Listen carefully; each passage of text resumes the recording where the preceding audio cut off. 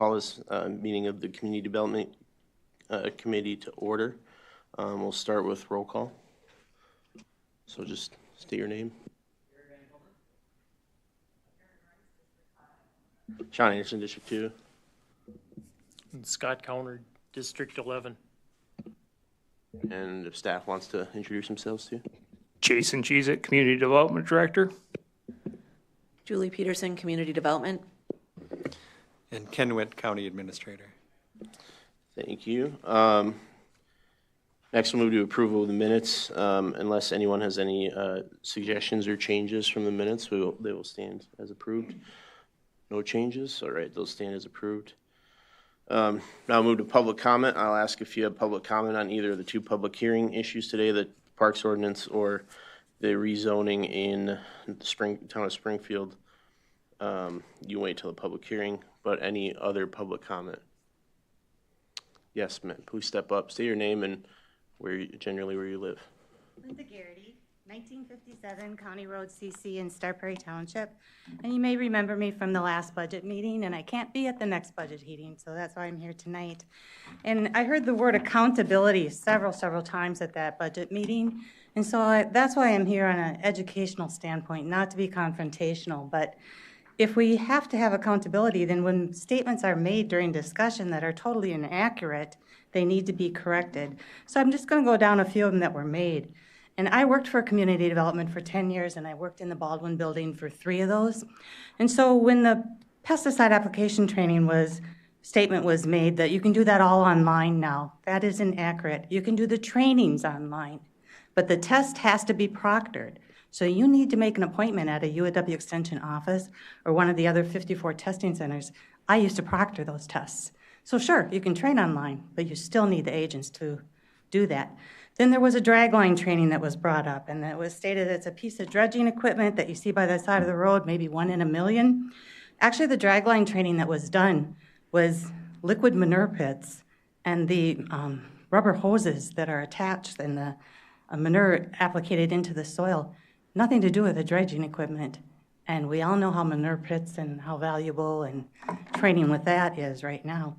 And it talked about a SNAP program, and SNAP Plus is the nutrient management program, but this SNAP program with the figures that were stated at around $2,000 a person, this is the Supplementary Nutrition Assistance Program.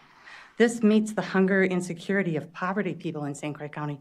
These are totally federal funds, not county. All the county has to do is provide office space and some support staff. And we certainly have a lot of children that are in need of hunger.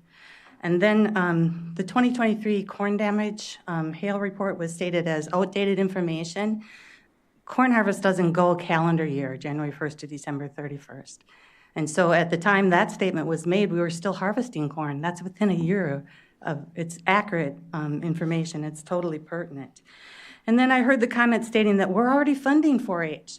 You're funding a bare bones 4-H. 4-H can't operate unless we have the cohesive program with their own support staff on. The calls can't be handled in the CDD office. It's going to crumble in on itself. And with me working in that office, I already know the workload. There hasn't been enough inefficiencies created in that office. Their workloads are so heavy right now, and if you may not know, but that office was heavily turnover rate for 10 years. And it costs the county money to train those employees, to get them their certifications in pouts or soil testing. We can't afford to add more work onto those people when we have the agents that will do that work. Let them do their own work. And then it says that there's a crossover in programs. So that's like stating we have a police department and a fire department. Sure, they may do traffic control at accidents or fire departments, but they both have different roles and different trainings and different purposes. You can't say, well, we've got the police department, so let's just get rid of the fire department.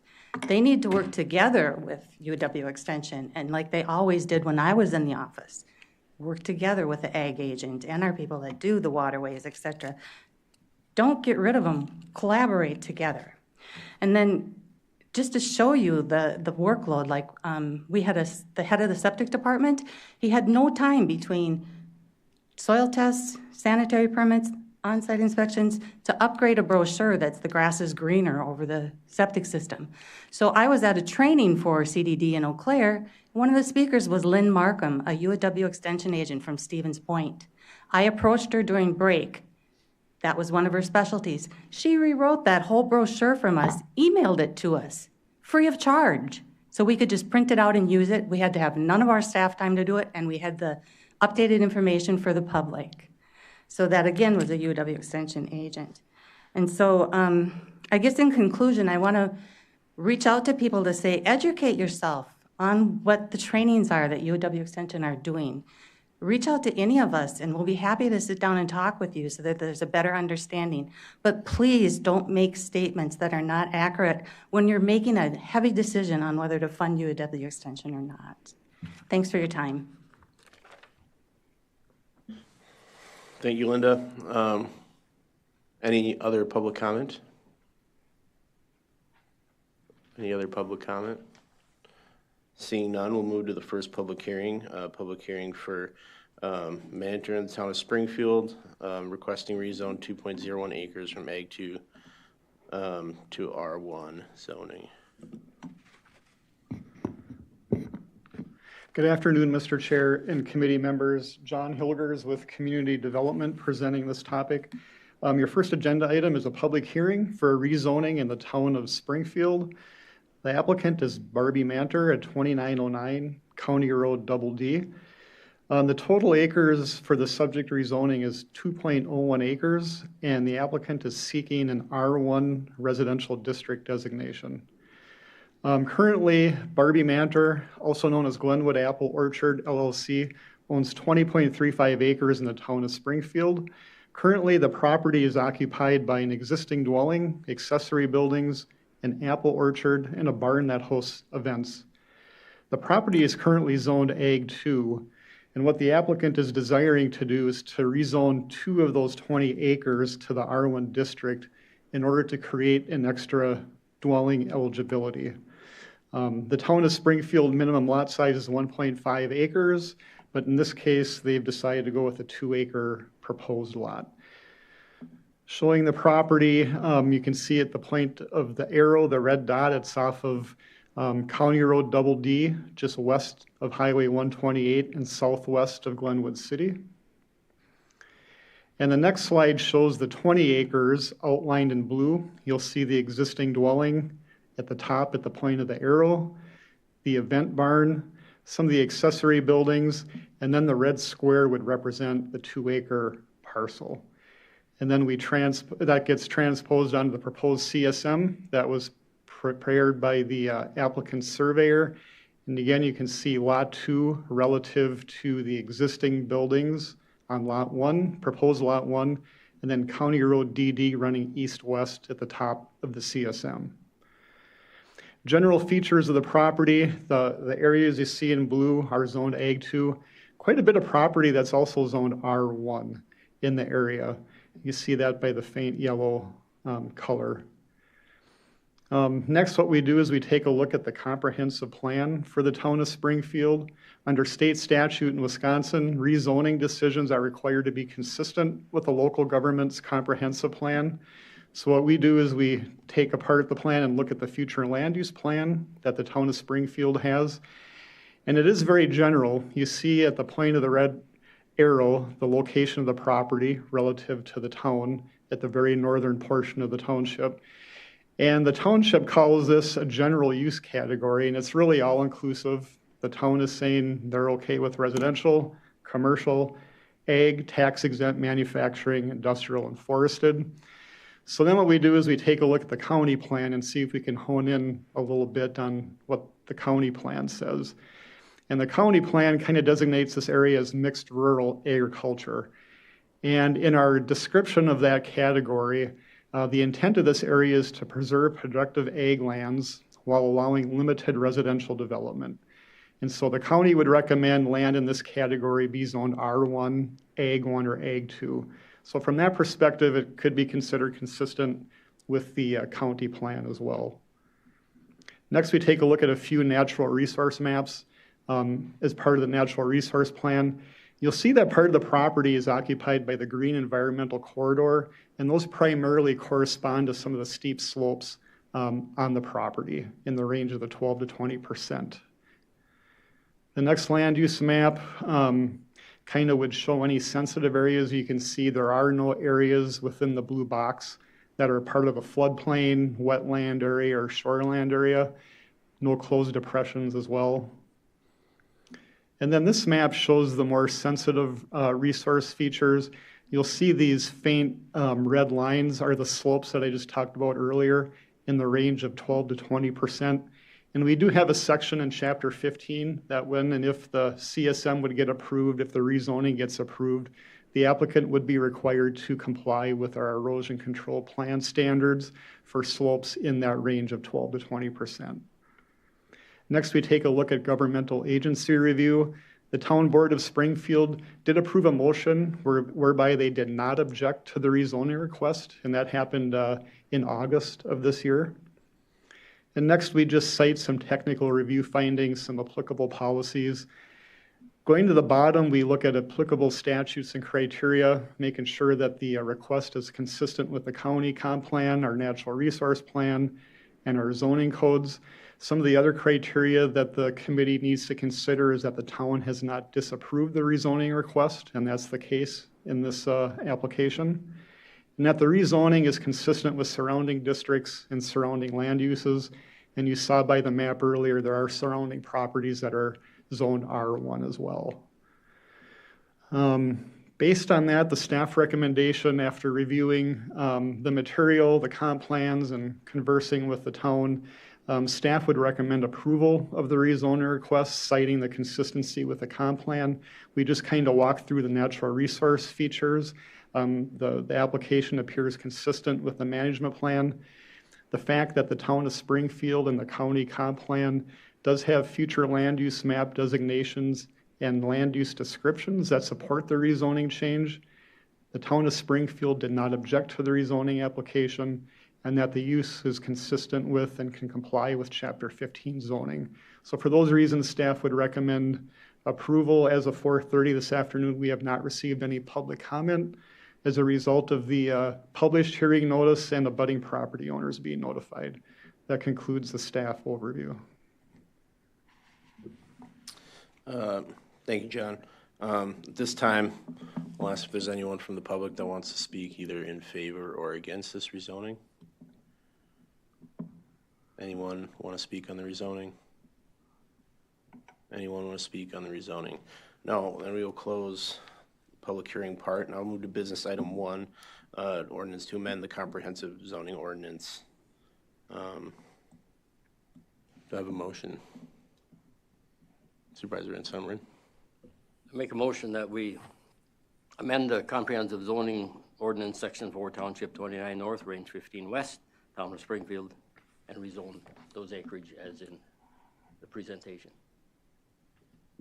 Second, Supervisor I'll second that. Rice. All right. Any discussion or questions for John? Go ahead, Supervisor Connor. Just got two. With this rezoning, I was looking at the map. I'm not exactly sure the purpose of what they're trying to do there, but the one thing that just sent a flag up for me was the access, and it looks like you're kind of creating an island within. Yeah, on this particular map, I see that they're showing, is that going to be an outlot that goes past all the buildings that gives access to the lot then? So as part of the CSM, or the Certified Survey Map process, the town has to approve any access. So this is identified as a 20-foot easement, that dashed line you see following the arrow here. So the parcel will be accessed by a 20-foot easement. And towns do have the comment and review and approval authority for access. The other limiting factor with this parcel is that it kind of sits at the top of a hill. So as part of the comment and the review, the county highway indicated that they would allow Lot 2 to utilize the existing driveway. They were not going to approve another driveway, and that was because of the site distance with the hill. So they were somewhat limited where they could come out. And so that's why you see the 20-foot easement come through here. And the town of Springfield did approve the CSM for this alignment condition on the rezoning getting approved ultimately. So a couple factors as to why it looks like it does. Okay, so in our ordinances, we do allow two properties to have a shared driveway, so that, okay, thank you for answering that. Any other questions, comments? Ready for a vote? All those in favor of approving the ordinance amendment in Springfield, signify by saying aye. Aye. Aye. Any opposed? Carries unanimously. Thank you. Now move to public hearing 2 on repealing and recreating the Chapter 30 Parks ordinance. Thank you, Mr. Chair and members of the board. I'm not going to go line by line. You've had it in the packet, and we've went over it for a few months now. J.R. Ballard, our park administrator, wanted to be here tonight, and I didn't think there was a need to have him here, so, but he did want to be present for this. Again, the reason for amending Chapter 30, our parks ordinance, is to make our ordinance comply with the DNR rules and regulations that they have on their property. Just a lot easier for the public to understand what the rules are when we're both the same. It also allows for some options for some longer-term camping. And it also provides text for e-bikes. And then several portions of the ordinance were duplicated many times throughout the ordinance, so it just streamlines and it puts everything in one place.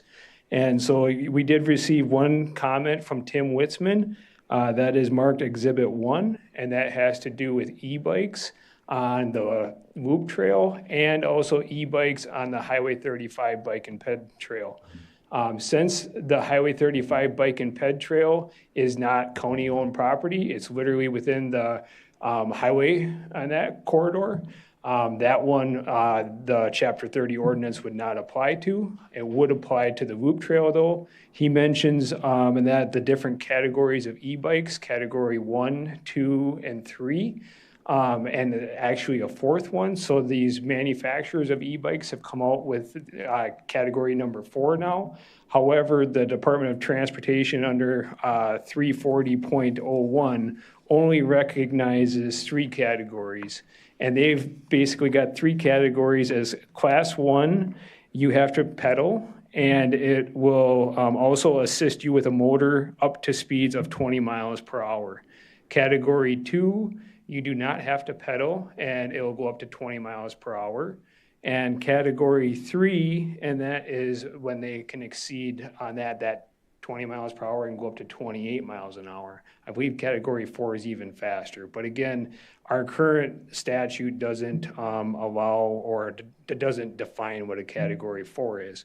So the way that Chapter 30 is written right now, Category 1 or 2 would be allowed on the loop trail. But a Category 3 would be allowed on the Highway 35 bike and ped trail just because our ordinance won't apply there.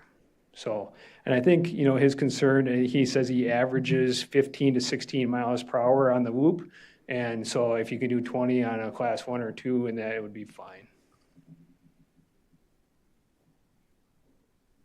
Is there any questions on the proposed Chapter 30? Yes, Supervisor Counter. I tried to read the entire thing and go through it once again, but the one thing I did catch that I think may be miswriting on page 51 at the top.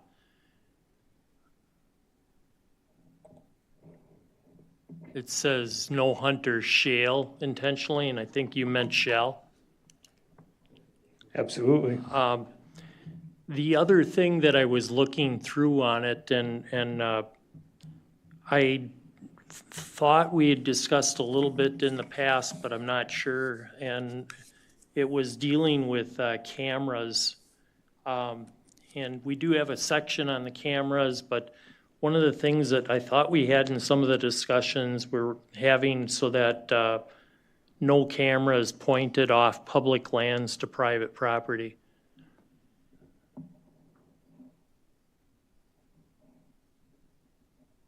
And I didn't see anything like that.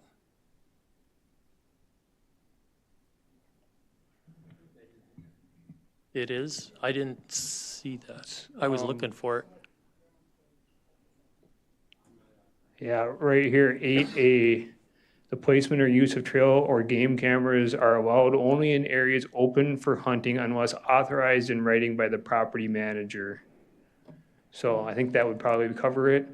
We've actually had pretty good success this fall. We haven't had a lot of complaints out there. In the past, our staff would just go in, remove the camera, remove the tree stand or the blind, whatever it might be.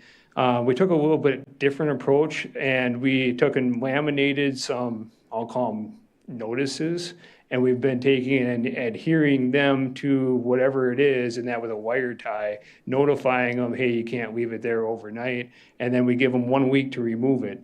And so far, we haven't pulled any stands or cameras in that because people have gotten their stuff off the county property. So it's more of that educational purpose behind it, and it's been pretty successful this year. Sure.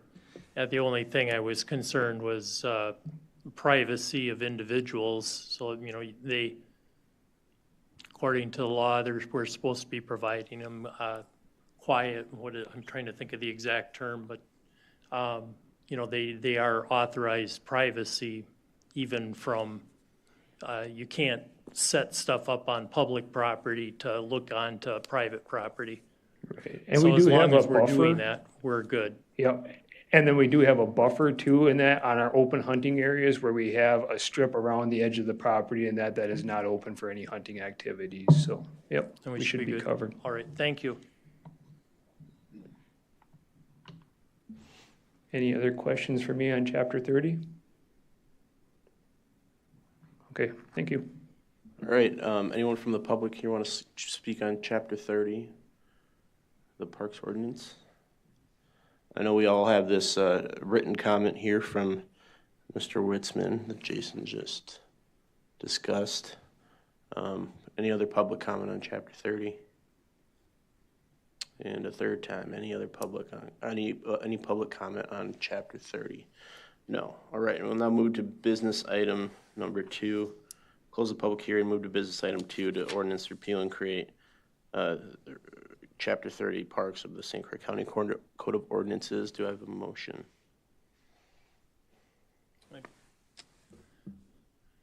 I would move to repeal chapter 30 for the new chapter 30. If I'm trying to look where that is on here, I'm sorry. Thank you. I would move the ordinance to repeal and recreate chapter 30 Parks on the St. Croix County Code of Ordinances.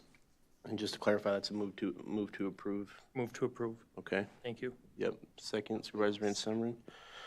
Any other discussion on this chapter 30 ordinance? No. Okay. That being said, we'll move to a vote. All those in favor of repealing and recreating chapter 30 Parks of the St. Croix County Ordinances signify by saying aye. Aye. Aye. Any opposed? That carries unanimously. Thank you. I'll move on to business item 3, consideration of the Town of St. Joseph zoning ordinance amendments. John.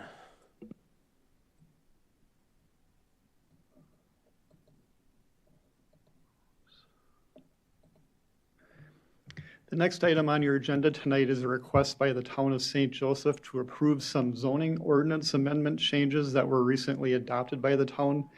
And in the state of Wisconsin, state statute does require that counties review and approve all amendments to town zoning codes that have their own zoning. So that is why that request is before you tonight. We included the red line version of the packet, but we summarized it in the one-page memo.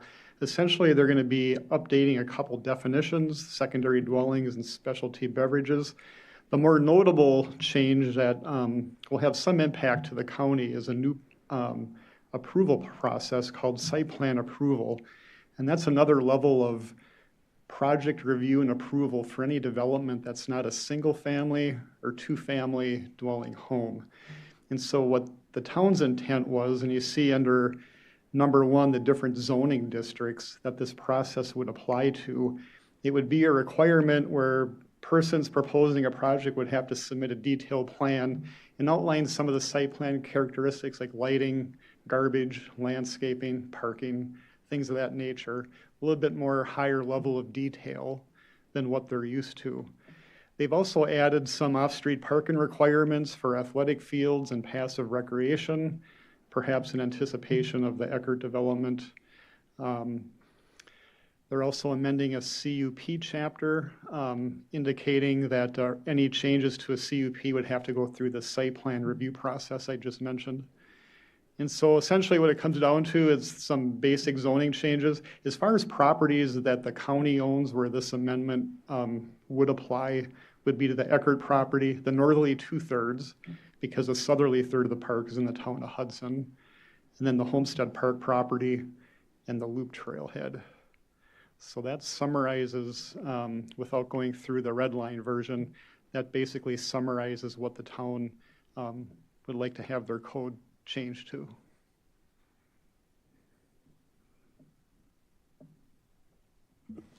Go ahead, Supervisor Connor. Well, I guess seeing what you're putting down here, and I did get a chance to look it over, but I was trying to calculate, is this now then giving them authority over St. Croix County as far as the Eckert Park, that we would have to go to them for all future plans and approvals from the township prior to us engaging with any action plan for the Eckert Park? So as I read the code as it's presented by the town, if we put in bathrooms or future improvements in Eckert Park, we would have to submit a site plan, get the town review and approval of that site plan before we would get any applicable building permits, land use permits from the town. So yes, it would necessitate the county to go through that level of review with the town. Go ahead, Supervisor Benson. Is that customary, John? Is that something that is done, or is this, I mean, it does, I know the town of St. Joe, we've dealt with them before. That seems kind of clumsy when the county owns the park and we have to, and we also actually made most of these things that we're reading through that long 112-page document. Most of that comes from ours. Is there a way of getting around that, or is that not necessary? Do we just play the game? There are some statute provisions that would allow the county to bypass the town zoning, but I think given what we're planning on doing with Eckert, we've had discussions with the town. Those discussions have been going well with respect to the realignment of Old 35 to Highway 35. You know, I think at this point we would just go with it. Would be our recommendation. Jason, I can do you have provide a anything to little clarity. So I was out to the town of St. Joe's town board meeting last Thursday night, and we actually had a very productive conversation on several different agenda items. The town overall was in support of the Eckert Park project moving forward. They are in support of vacating that north access of Old 35 to New 35. The cul-de-sac location, they want us to work with that property owner and that in between the New 35 and Old 35 and that to how close that goes to their house, just as far as like a maintenance concern.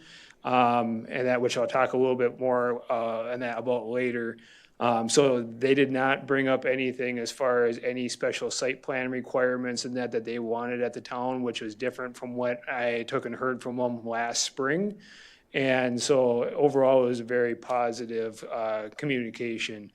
Underneath chapter 5969, parentheses 9, there's the zoning of county-owned lands, and the county can zone our own lands, and we do have those properties zoned underneath our own county zoning ordinance, and that would exempt us from a lot of the town requirements. But we're really trying to go about it, working with the town and being good neighbors with the property owners out there, and so we hope that that relationship can continue, and as of last Thursday night, I think it can, so. Supervisor Connor. Well, in terms, I'm all for intergovernmental cooperation and working together towards a common goal as far as these projects and stuff, and communication and transparency is of the utmost. You know, those are things we do need to work with. My concern, though, is that we aren't going through an additional regulation hoop on the county's aspect, that we put in a tremendous amount of investment into a project, and then all of a sudden we don't have the reins. It isn't our project anymore. And that's what I have the concerns over. I mean, cooperation, absolutely. Working with them, absolutely. Listening to what their wants and needs. We can definitely work with them to listen. But turning over control over the development of the park at our, you know, when it's at our expense, that's where I'm concerned. And I guess I'll just be a little more blunt with what Jason said. The tail does not wag the dog. Under state law, we can do what we want on county-zoned property, but we see no reason that we're not going to cooperatively work with the town and work through the requirements that work mutually best for everyone, though.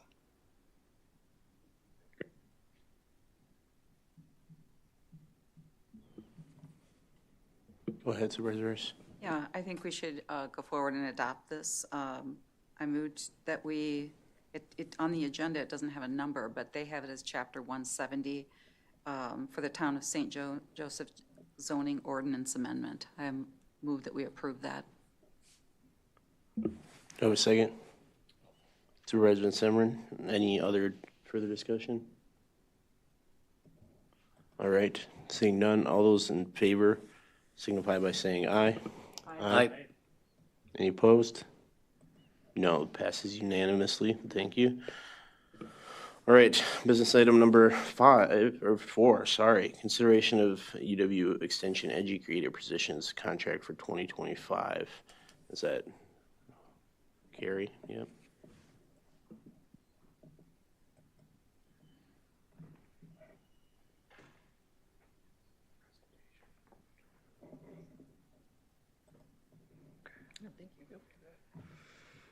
Good evening, and thank you for tonight and also for the opportunity to continue in 2025. I was asked to come tonight to sort of, once again, consider where it is that we are with contract and what options you might have ahead of you. And so this is what I've prepared. First, I wanted to start out, if you were to continue with your contract as you had in 2024 and now being fully funded, this is what it would look like. The contract would total $229,900. Okay. This is just for the educator positions. This is not the full budget, but obviously it's the bulk of it. You could see here would be the flat fees, full-time, a 1.0 for your health and well-being educator, a 1.0 for your positive youth development educator, a 0.5 for your community development educator, a 0.25 for both your crops and soils and your dairy educator, which both fall under the Ag Institute. Additionally, in support, which is fully funded positions, we have our outreach support associate and our 4-H program assistant. Carrie, could I ask on that 4-H program assistant? Because in the past, we've labeled that as 2 interns. So is there a difference, or if you could just clarify for me on that one? Just titling. Intern was, I think, layman's talk as to what this title actually does reflect. Okay, and we had listed 2 interns previously, so 21,000, you listed 1 FTE. Yep. So is it a full-time position? Is it 2,080 hours a year, or what does that line look like, I guess? I just wanted to clarify. What we actually do is we host that position as an hourly, and so therefore it amounts to be about a 0.25 overall. 1,040 hours is what we would offer this successful person or candidate. And so therefore, this position, as it is stated, I think what we call them is a limited time employee.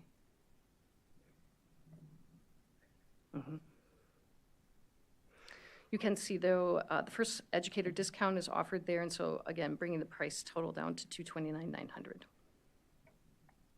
Again, this is if you were to keep them fully in state as we had in 2024.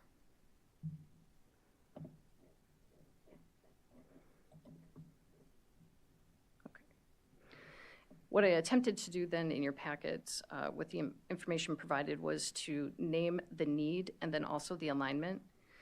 With your 4-H educator, I just wanted to clarify, as of right now, we have a substitute that's supporting our program, as we had an educator who was on backfill for us for 3 years, and we will actually be affording the previous educator, Heather Vierling, to return as of September 2025.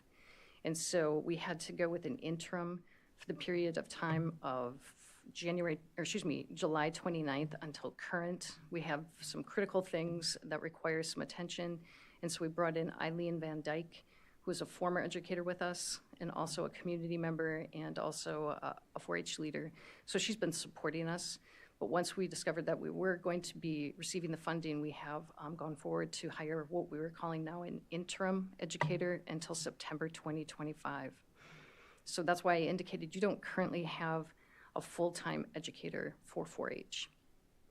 However, what I did take is the previous educator, Sky Holt's community needs statement.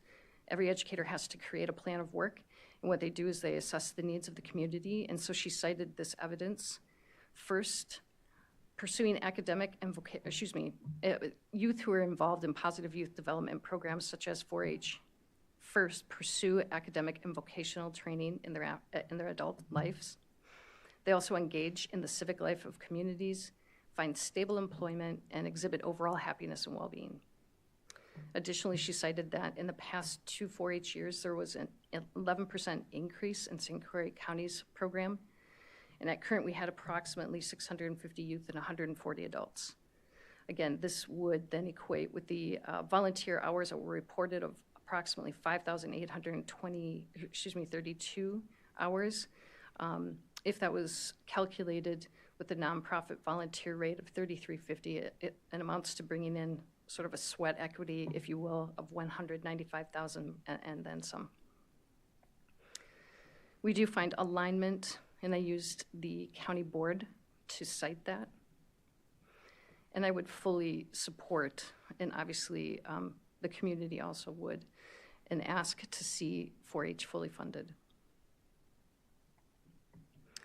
Going into your ag educators, we have a crops and soil educator. Becky has been with us just over a year, and as she is continuing to grow her plan of work for crops and soils, what she has cited is there is obviously an increase of nitrates in groundwater and surface waters. There's been a lack of adoption of best management practices to the tune of about 5% over the last 5 years. She cites that BMPs can actually create long-term productivity, profitability, water quality improvements, and that is what she seeks to work on as well. Her main programming that she plans to focus on in future would include grazing and or small grains in order to work on the water quality issues that we see. There was a lot of alignment. Jason actually afforded me their plan and then also the comp plan, and so I cited a number of things here, both in the overall goals and then individual as well. I do think there could be quite a bit of energy and synergy here. I have a question on this. Is there like data or information that you guys have that maybe I guess our county staff would be able to benefit from? That's like kind of similar to work we've been doing? Meaning data that the university houses and that you could rely on? Yeah, or that even the local educator has taken or discovered or something? Yes, absolutely. I didn't bring any, obviously, here, but I think that could be absolutely appropriate for what she's slated to do and wants to do going forward. Yes, Supervisor in summary. So we have land and water, and is this just a duplicate? Does Becky do kind of a duplicate of what land and water does? I guess I'm not certain how what I see here of what she does on the sheet that I have is much different than we already do. So how does that fit in? Do we really need that same plan done twice? I guess that's my question. Sure. I would say we can go hand in hand, keeping in mind that a lot of hers is really about that educational programming to help people understand and better become aware of the benefits to things such as cover crops and or, as she's been really focused on some of this grazing programming that she's focused on. And I think that educational sort of support can work, as I said, hand in hand with what the efforts are currently taking place. So I don't find it to be duplicative. I find it to be more of a supplement. Jason, how do you view that? Is that more supplement? Is that a supplement? Is it? I mean, we can say it goes hand in hand, but if we both do the same thing, it would be foolish to pay for the same thing twice. My point. So remember that if we go back to that first slide, that this is a .25 position as well. And, but, you know, and that with the land and water side, what really makes that different is that we apply for grants and we get cost sharing, and that then allows us to be more boots on the ground, implementing practices. Not saying that they don't do a lot of education and outreach as well. But that's where I think Extension doesn't have that connection because they don't have the service to be able to provide. And so that'd be my point. This would be more on the educational side or the reporting side. And that whereas our staff, like for the last couple months here, have been trying to get in waterways and field buffers, filter strips, that kind of stuff. So then it is quite an overlap then, is what you're saying, between land and water in this particular portion. You know, I'm not all that familiar with what Becky does in that, but I do know that they're going to a lot of the same farmer-led groups and producer groups and that our land and water staff attend to because they're trying to make those connections. I also find it interesting, you mentioned that she's working with small grains and cover crops, that as you probably know, this fall, the federal government, who up till now, after they started this program, would pay a farmer $80 an acre for putting on a cover crop. That went away this fall. So there is no reason to do that unless the farmer wants to. I mean, I shouldn't say reason. There's a reason, but there's no recompense for it, no money. Okay, I was just wondering if you knew that was it. And if that's going to change, I suspect that'll change things. I know it will in some cases. I've talked to some people already. So once again, I'm just looking at this particular one, and I know Becky also. That maybe this is one that we could get along without? I might suggest just the reverse. I thought this was where I found the most synergy in some of the requests. I completely agree with Jason in the fact that they are more boots on the ground. We can't do things to the tune of taking water samples and so forth. It's not necessarily in our purview. Becky's job is to provide educational support, and that includes various forms, data to be included, but you know, science and research, you know, primarily. So bit of a different maybe. This will be educational support for the general population, not for the county people, employees. Is that correct? Correct. I think that's a great distinction as well. I mean, we've always attempted to serve the public and the stakeholders who, you know, obviously came out and supported us here.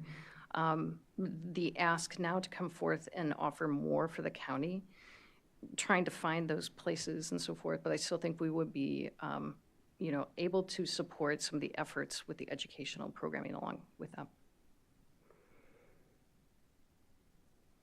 I was going to leave this to the end, but I want you to keep this in mind as we go along, that if indeed this does work, that we need accountability as to what Becky is doing.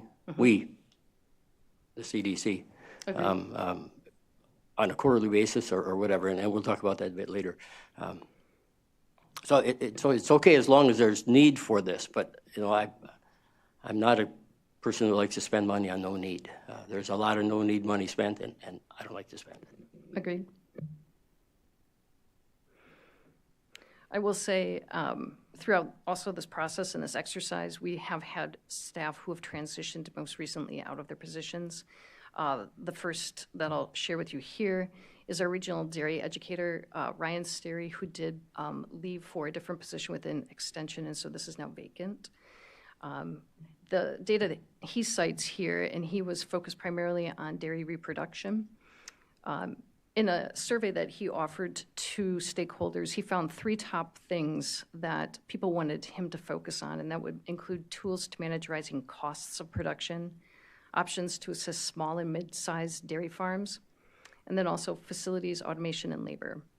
He also cites in his plan of work that there is a decrease here, as you can see, in heifer inventory, but as a result, he says a consequence of smaller heifer inventories is producers have a smaller margin of error in reproductive measures.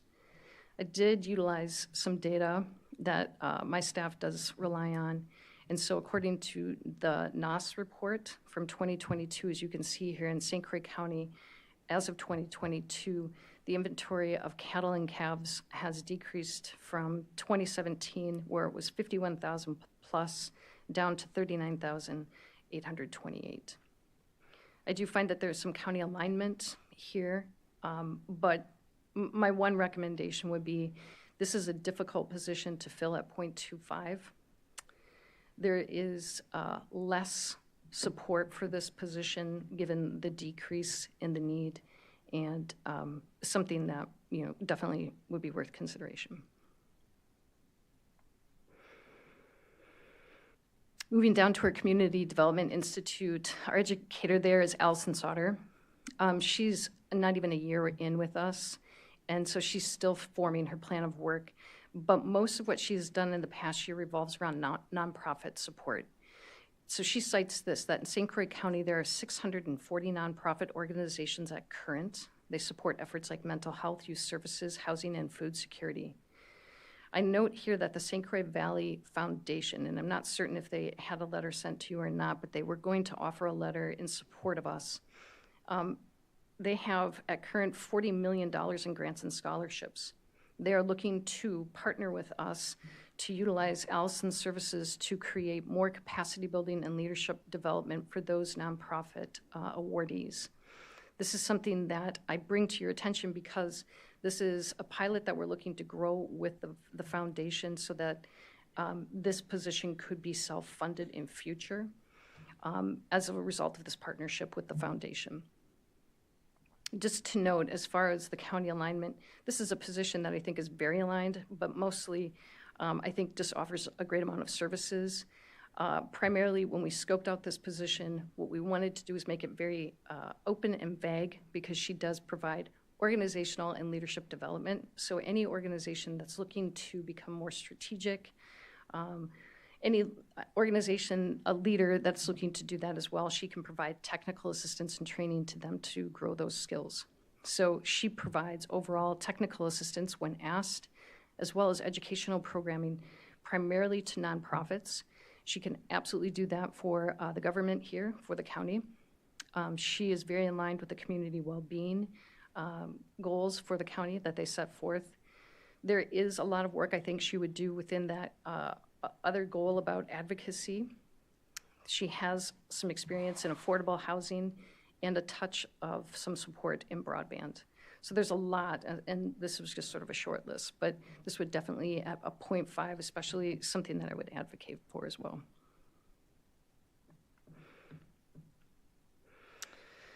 And unfortunately, this is a 1.0 FTE that our educator has also transitioned away from us as recent. However, Selena Freimark was our health and well-being educator. And in her plan of work, what she did is she cited evidence, and you can see this here, that overall in St. Croix County, there are approximately 12,000 adults and 3,500 youth that have diagnosed mental illness. She also cites that 52% of those adults and 37% of youth don't receive services. 1 in 5 high school age girls and 1 in 10 high school age boys have suicide ideation, which means they have a plan created with the use of firearms in mind. And as of the last Healthier Together Community Health Assessment, which was as of 2021, and they are looking to update, they cited #1 need throughout the county as being mental health. This is a program that I would hate to have go away, but I'm reluctant to also continue it because it would be difficult to try to attract someone to come in for a year, get them in place, have them trained, and then try to prove overall worth. Does the Erie-Madison extension, I guess, have done any research on suicide ideation and like maybe social media or the prevalence of cell phones on that? We do have programming. I know there is research, I can't name it off the top of my head regarding it, but that would definitely be something that could be brought, in that case, via the state and/or specialists as well. Again, to have someone on the ground would be really beneficial. And there is great need, but I'll have, a challenge in trying to fill this position in a quality way.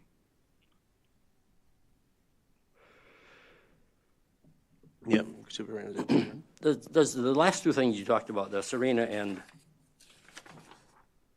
Allison, so do they work with HHS or county HHS at all? Are they independents? Do they never touch base? Do they not? I'm working here and you're working here. Explain that to me.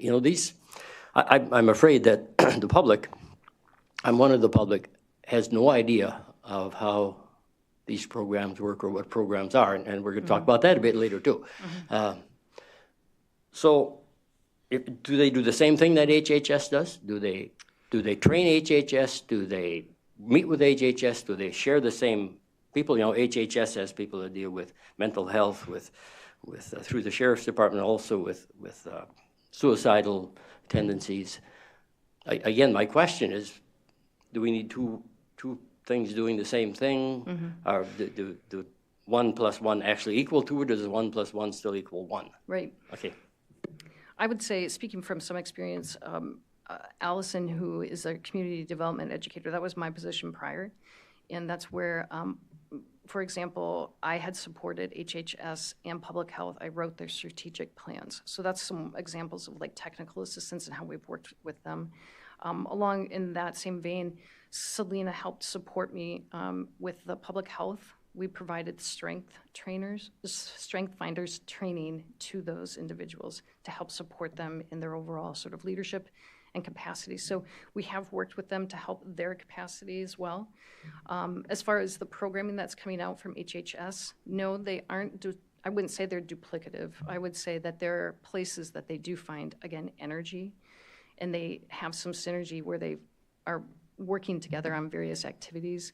But Selena's work was very much, again, more outward facing with the community. UWRF, Western Wisconsin Health, these are some of the other stakeholders that she supported.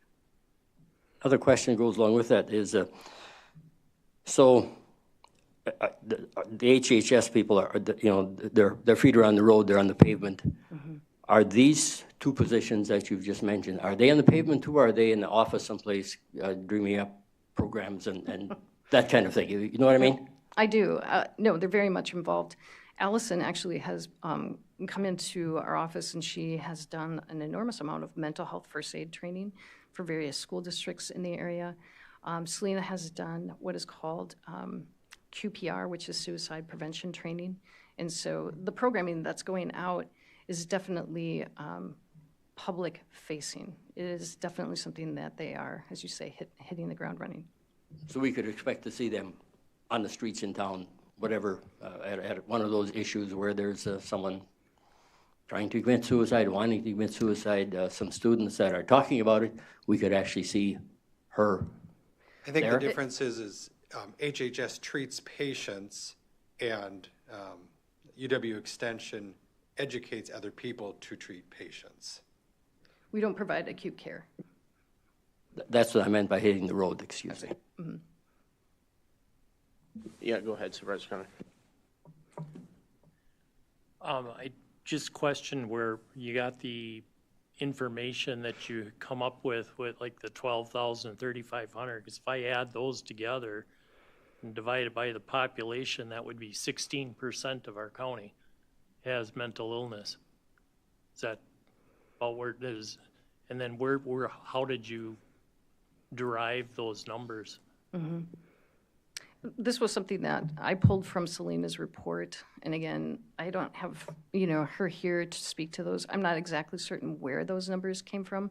I'm assuming from, for example, the next two in particular about youth. The YRBS has collected data for youth, and obviously the community health assessment cited there. I don't know for a fact where she has point number 1 from.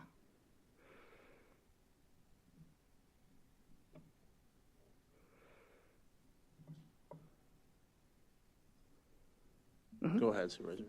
Yeah, I'm a little bit familiar with some of this training that's going on, and the way I see it, the YB, that's the Youth at Risk Behavior Survey, that we've had some crises here locally, certainly at the U last fall, and some of that training that I've witnessed and been part of has been to help the community to recognize when somebody is in crisis. After the fact, people can say, oh, here was a signal, or they sent this message, or I saw this post on social. But in the moment, sometimes you're tempted to just walk away. But after being trained, many young people have gotten the support that they needed when they were crying for help because of the training that people have gone through here. Do either of these positions have, I guess,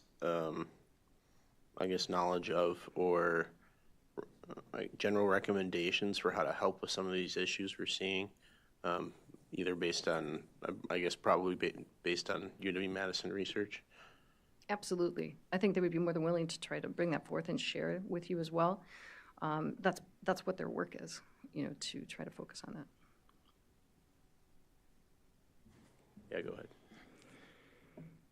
I'm just gonna back to your previous slide too, dealing with the agricultural side. And I know that both myself and Supervisor Anderson went on a clinic that we went down to. I believe we were visiting, it was at Grant County? Buffalo. And they had been working with the University Extension down there on formulas to drop nitrates in correlation with using chicken manure waste or chicken waste from a lot of the chicken processing and the farms that are down in that area. And we're able to come up with formulas to get the highest management practice to do the combination between the uses so that they got the maximum amount of yield with the least amount of nitrate by incorporating in.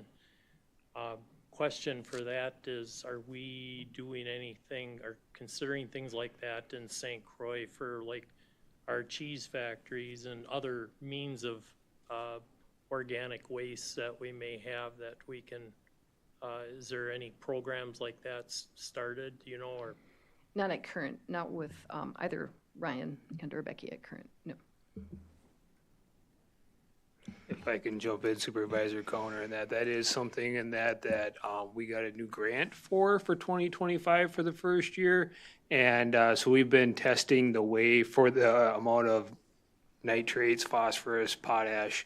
And so we got a DATCAP SEG Innovation Grant next year for $20,000 to do in-season nitrate testing in the corn crop or the bean crop itself. And so what we're really wanting to do is before we side dress our crop around the end of June to first part of July, we're working with agronomists to go out and do a bunch of sampling and see what is actually out there, what is in the plant, and then adjust our application rates accordingly.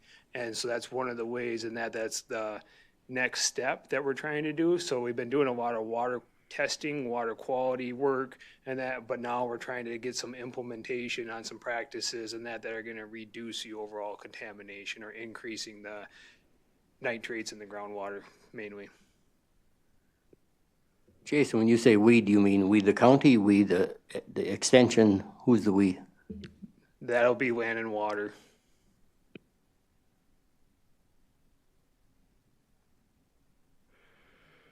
I know Carrie has a few more slides here to go over, but I think one of the disconnects that the county board struggled with during the budgeting debate was the things the county does are boots on the ground, helping the people, and UW Extension is at a higher level where they're doing education, they're doing research. And so you just have to understand what the difference is between the job that we do as county employees and what the role of UW Extension is. And Ken, I think the question was, are they both necessary? You know, is the boots on the ground more important because we have those people hired on as our staff versus Well, clearly boots on the ground is the most important. right. That's we do. yeah, right. That's why we're hiring people, and that was I think It might be a little self-serving, but yeah, and that's fine. they both play different roles. And so it's up to you to make that determination ultimately.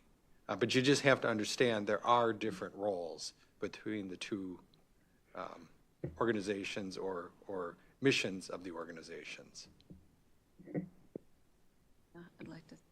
I'd just like to say, I mean, some of the work that I'm doing in Hudson that I see, there's a great deal of interest in that potential alignment that has to do with nitrate use, groundwater use, protecting the groundwater we have and improving the quality of it. There's great concern about that. I just paid for a reverse osmosis system for my daughter, $1,500. And I think, you know, I'm like, Merry Christmas, that's what you're getting. But I think that's out of the reach for a lot of people here. And if we were to flip it around and say to some of our property owners here, we're going to increase your taxes by $1,500 because we need to make sure you're drinking safe water, we know what people would say. But this is an ounce of prevention is worth the pound of cure kind of thing. So I think we need to see improvement in our overall groundwater and septic systems. And this is, I just see that what you do is complementary, that it's not either or. They should complement each other. Do you know, on the water quality in general, do you know, I know St. Croix County has a lot of data on areas where nitrates are high, especially over the last, 6 years or something, 6 to 8 years. Do you know, are we kind of on the leading edge of that in the state? Are there other areas doing similar types of stuff with similar, I guess, I know everywhere is a little different, but similar geography, anything like that? I will just speak to my areas, and I serve Polk and Pierce County. You know, you are cutting edge, but I mean, I'll let Jason. Yeah, so our nitrate levels and that exceeding 10 parts per million have been running between 10 and 13%. And that 2024 here, we had a lot of rain and that we thought that we'd actually see higher amounts of contamination in the groundwater because that fertilizer would be leaching down through the soil profile. Wasn't the case actually. And so that is something in that we're looking at, and we've got ample funding to do more testing and that to try to narrow down what the sources are and then implement the BMPs, you know, in those ag fields, and that in order to hopefully prevent it from, you know, getting any worse.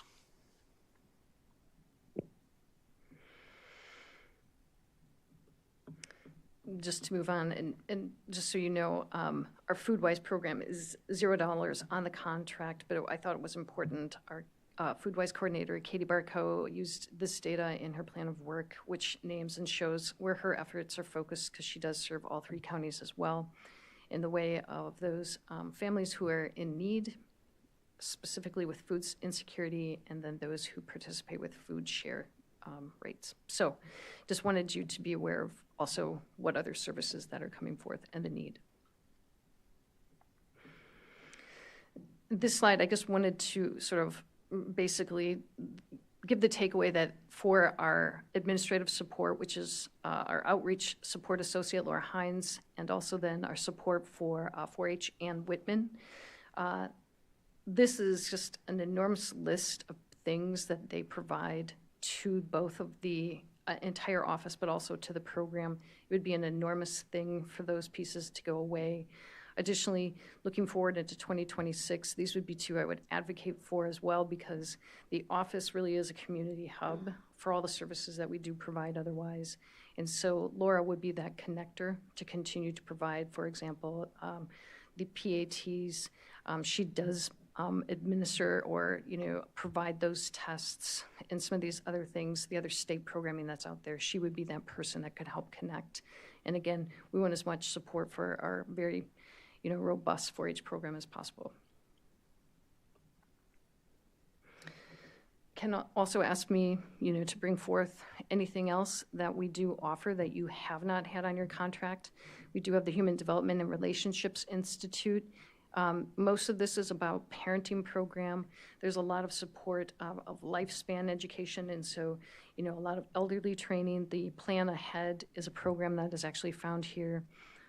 There's a lot of jail programming in the form of Literacy Link, Literacy Link, which is a parenting program for those who are justice served, and then other sort of financial education for families. Maybe, for example, rental education, how to be a good renter and to also grow your finances. Carrie, on that one, when I looked at these, they seemed more like they would be what we were calling boots on the ground, actually serving people, training people on financial literacy, rather than some of the research and education. Am I correct on that, or is it still more geared towards that? I would say this program, as well as health and well-being, they actually were the prior family living educators, and so they just sort of divided and became more specialized. Both of them are very, very public serving or, facing forward like that. For example, the parenting program that, that is very much direct ed to an individual. Right. And so there's a lot of program out of HDR that does that, but so does HWB, or Health and Wellbeing, as well. Okay. Because I know we used to have an educator, it was the coordinator with Ryan when I first started right. here, that did they were doing financial education with our jail inmate population, a very popular program. And when she left, that program went away. But that was one of the very popular programs that we used to have. And then I know Patty Schochner's talked about end-of-life planning. Correct. That they've worked with you on. But it seems like it would fit under this one, under that lifespan. It actually does become that program, but Selena was offering it. Right. So that's where I say they're more interchangeable than not. Okay. All right. And then the last institute to share is the Natural Resource Institute. This is sort of a challenge in the fact that they follow the projects and the work. They are typically funded by soft money, and so there's just an enormous list of things that they focus on. I provided a short list here of some of the programming that I thought would be, again, beneficial with regard to water quality. But this would be something that you could absolutely consider. The time would be right for you to go to the NRI and say, we have a year's worth of time, we would like to program in this way, how could you better serve us? And we can make that ask. I'm understanding that this is the prove-it year, that this is the 2025 sort of opportunity for extension to come together and work on what this looks like. I understand as well that some of these positions we could fully fund as noted, and we would have some work to do to get to that place. I also understand that some of these positions that are at current vacant could be left vacant and the money could be returned, just because it would be, once again, a challenge to try to provide good quality service in a year's worth of time in that way. But I'm open to fielding your questions and or take back your feedback as you look to build your contract. Go ahead. If I could make a suggestion, I think it would be good that Extension would advertise what they do in the public. I don't know how people would find out about these things unless they happen to hit the right spot on the internet, I'm guessing. But I think you're underused because you're underknown. And is that different now than it was 90 years ago? Yes, because there was less stuff going around 90 years ago. And everyone knew it was more face-to-face. So I think that's one thing that your group has to work on. Advertising, I don't know about advertising, but getting out there so people know you. Okay. Now that has nothing to do with what we're talking about today. That's just my suggestion. I think it would help a lot of other people whom I've talked to in the last couple of months understand you better. So now up to that point, again, you know, I understand what you understand, 2025 is your chance to prove yourself, because if not, 2026 is gonna come and you won't be. But I think one of the things that we have to have, and I've said this from 3 years ago when I first met you, accountability, and that's not what's here. And I think we have to get together as to what we mean for accountability. And I don't know if you want to do that now or what. I've put together just a little, I remember taking some training when I was at St. Croix Electric about SMART goals, S-M-A-R-T. I got a paper here that I think would be at least a pattern to follow between the county and education, so that we know, so that this committee, so that the county board, so that the people of the county know how you're spending our money, okay? So I don't know when you want to do that, if you want to do that, but before I would vote for, yes, let's go ahead with this, whatever, I would want to go through that with you or someone so that we know that we're going to get what we want, and we're going to know we're getting what we want. And you need to know what we want to get. Yeah, I would suggest, Supervisor Van Summeren, that the steps that we need to go through, I think that's going to be a follow-up step, really. The county board's authorized the funds. Your committee now is designated to make the choice of the educators that we're going to have. So this is the menu that's in front of you. This is what we've had in the past. We talked about a couple of the positions that we haven't had, but are on the menu if you wanted them. So what mix do you want? We'll get those under contract by the end of the year. And then absolutely over the next 2 to 3 months, I think we should be working on exactly what you were talking about. All right, now, what is the work plan? How is that going to integrate with us? And what are the goals going forward so that we can evaluate next budget time whether it was met? But you do have to pick which educators you want first. Yeah, I think that, and I mean, correct me if I'm wrong, but I think the goals will be dependent on the educating positions you have, right? Because they'll have different roles and, I guess, focuses.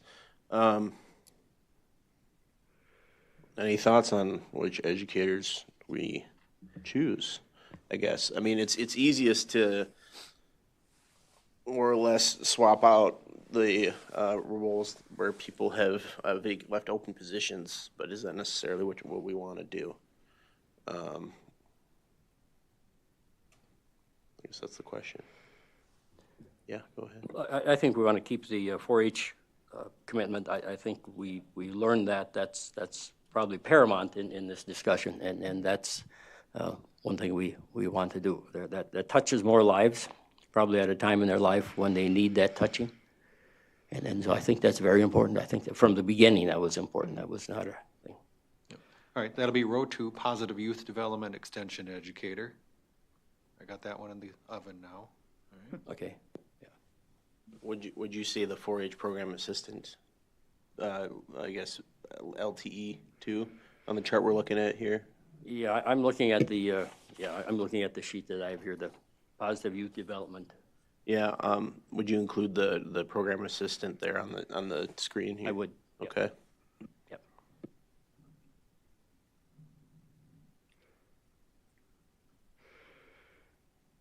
Yeah, go ahead.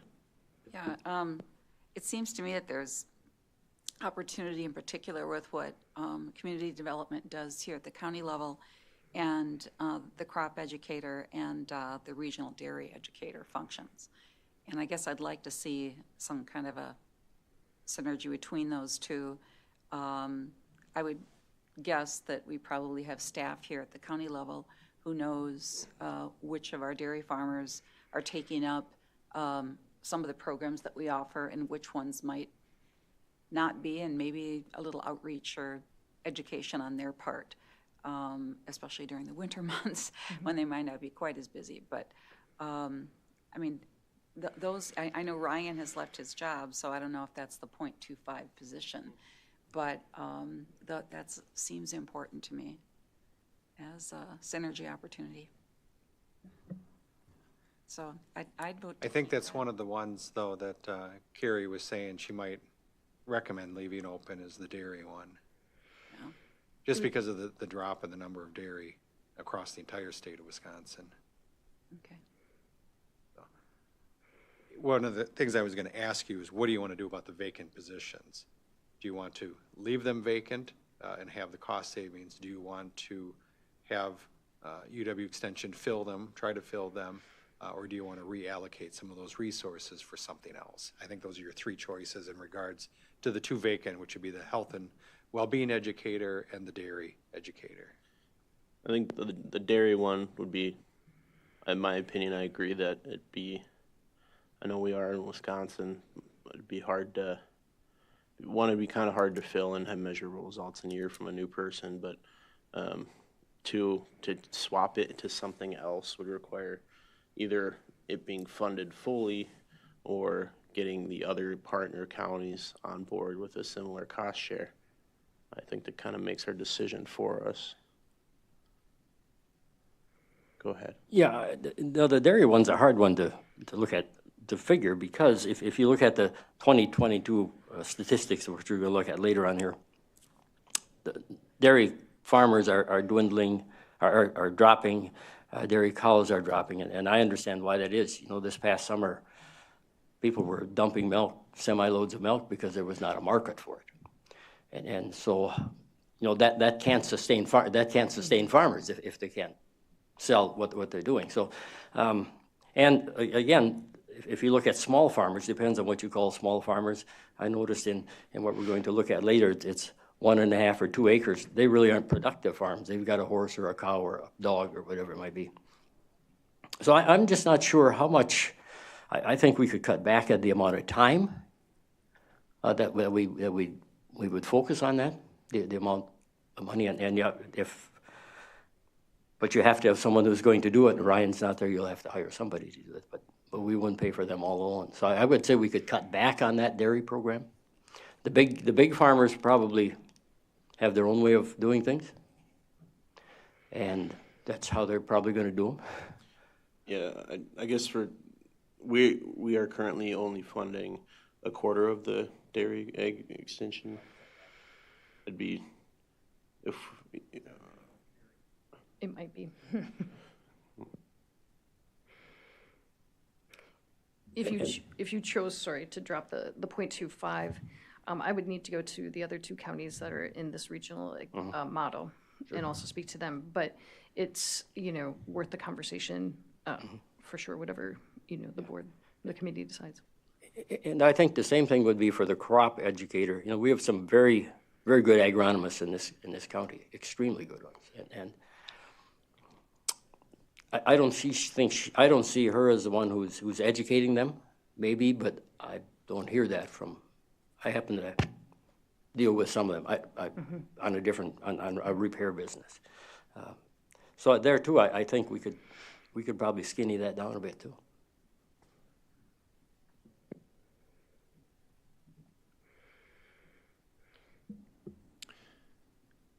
On the health and well-being educator, I think we really need to concentrate efforts on some of these things, because we do have issues, and the more people that we can have trained to help us understand the issues and to get out there and perform, we'll say, mental health triage and all of the things that need to be done. I think that would be a huge benefit to us to forge ahead with those types of things and those programs. That's something I think we should actively pursue to try to get these programs announced and get people involved. It's the more people that are trained and understand how to deal with this, the better chance we have of saving 13,000 some people that you just mentioned.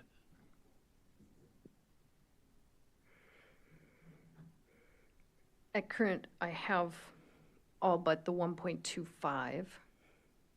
And so I guess I that's exactly where my mind is if you want the 1.25 refilled.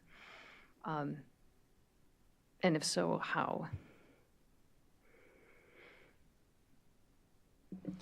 Yeah, because I was kind of looking at the human development and a relationship position that does family and relationships, lifespan, and financial education, in lieu of then the health and well-being educator. There's some overlap between the two. I don't know if you think one might be easier to fill than the other one, I think it's going to be a challenge. either way. Correct. It could be a recommendation to try to look for both. There might be somewhat other individual in extension who's in somewhat of the same situation and needs to, transfer someplace else. And so if I open the door for either HDR or HWB, I think you increase your chances. Right. And then maybe just work on what their work plan is to make sure we're Correct. hitting our goals, no matter who ends Correct. up filling it. Okay. I would be fine with that, but it's their decision. I mean, that makes sense to me. Any other?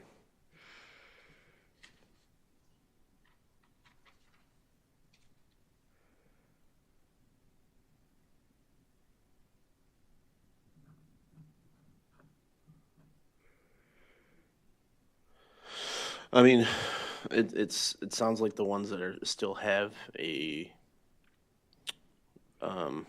person in them, it sounds like we think are worth keeping for now. The question is, I guess with mainly the full FTE vacant position, I guess the suggestion from Carrie and Ken was to offer the a health and well-being educator position, but also a human development educator position, and just whichever one gets filled first, you go with that one, but kind of try to target their work plan to like cover everything we want them to cover. So do you work with foster families and things like that? That's a big need for our county, I think, and I know that. I mean, there are signs all over every street in Baldwin wants more of those. I mean, do you work with something like that? Where would that fall in underneath here to enhance that, or what? So specific to that, it would once again come in that vein of parenting programs. So there are parenting programs for foster, families, but also sort of that upstream placement of like, where do we go for the youth on that? They would need also, some health or well-being sort of education and so forth. So do we directly take care of those youth that are coming into foster care? No. I guess I was thinking more of recruiting foster parents to take care Oh. of that kind of thing, which needs to be done. And everybody thinks it's great, but they don't want to do it.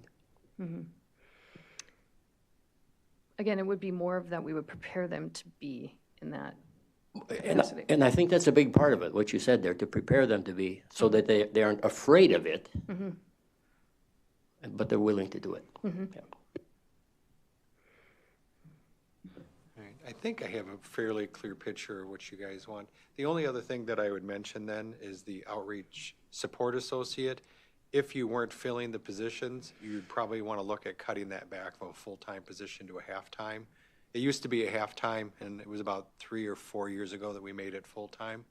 So if you aren't filling all these positions, I would look at cutting it back. If you are going to fill the positions, I would leave it at full-time right now, though. I agree, Ken, that'd be good to cut that to halftime.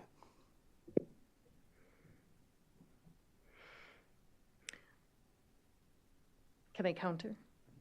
I actually think that is such an integral position to our office, to the community, but also to 4-H, the support that she provides. But also, as mentioned, I mean, she's one that is managing our overall office affairs. She's also bringing in and supporting some of those state programs.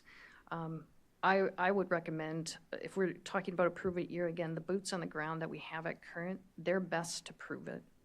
They're the ones that are here, they're up and running, and are ready to go.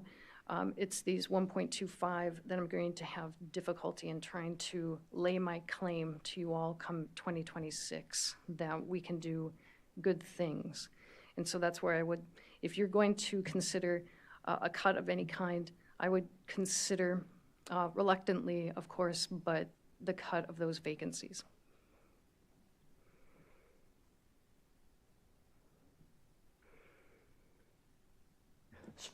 Question for you. So how does that work? Let's say that we start off with, I'll just pick health and well-being because they're at the top of the list. And then in the middle of the year, they quit. So now we no longer have a person in that position.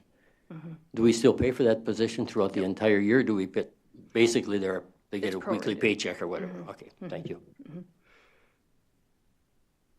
So to that point, currently you have these vacancies, we will be turning money back. Ken likes that. Yeah, Ken does. And I was saying that we would leave the Outreach Support Associate at a full-time if the positions are being filled. But if they were wanting to leave those positions vacant, you have less educators. I You see, would yes. theoretically need less support staff. Understood. So if you're going to scale down one, I would start to look at scaling down the support.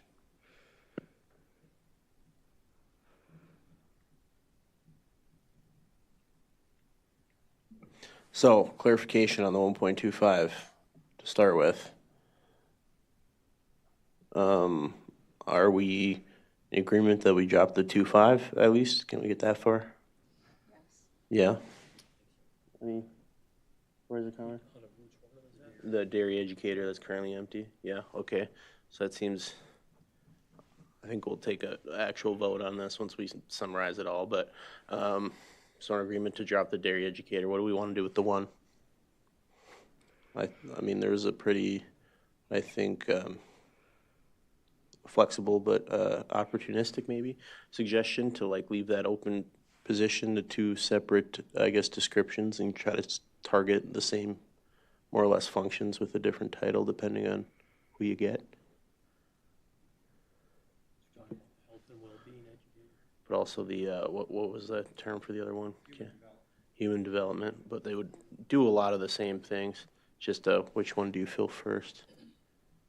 I'd like to see us fill that. I mean, we're asking for Carrie to deliver a lot, approve it year. And there's so much ambiguity. She doesn't know what kind of candidates she'll have. We don't know what the marketplace will produce in terms of applications. So I'd like to give her some flexibility and then also to deliver some reports back to us. And that'll take extra work too. So I'd like to keep it. But are you like, would you like to keep it?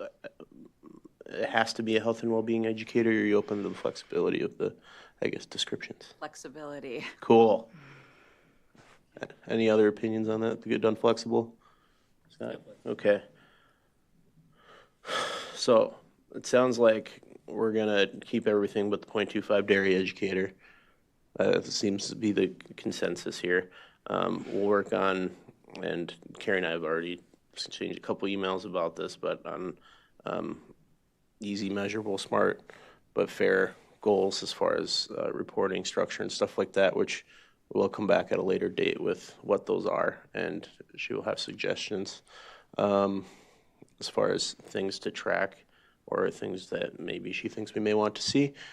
But does anyone want to make a motion to eliminate the dairy educator and leave some type of health and well-being or human development, thank you, Ken, human development educator? I move that we cut 0.25 FTE from the budget and retain, what do we call it, a human development? Health and well-being or Health and human well-being. development. And at 1.0 full FTE for Okay. And which 0.25. 0.25 are we cutting? The dairy educator. Thank you. Do I have a second on that? Supervisor Counter, second. Second. Ken, was that clean enough? Okay. Any discussion on this? Carrie, any worries, concerns? No? Fair enough. Any other thoughts? I feel like everyone's in a consensus here, so we'll move to a vote. All's in favor of the positions being, I guess, selected as described, signify by saying aye. Aye. Aye. All those opposed? Carries unanimously. Thank you, Carrie. Thank you.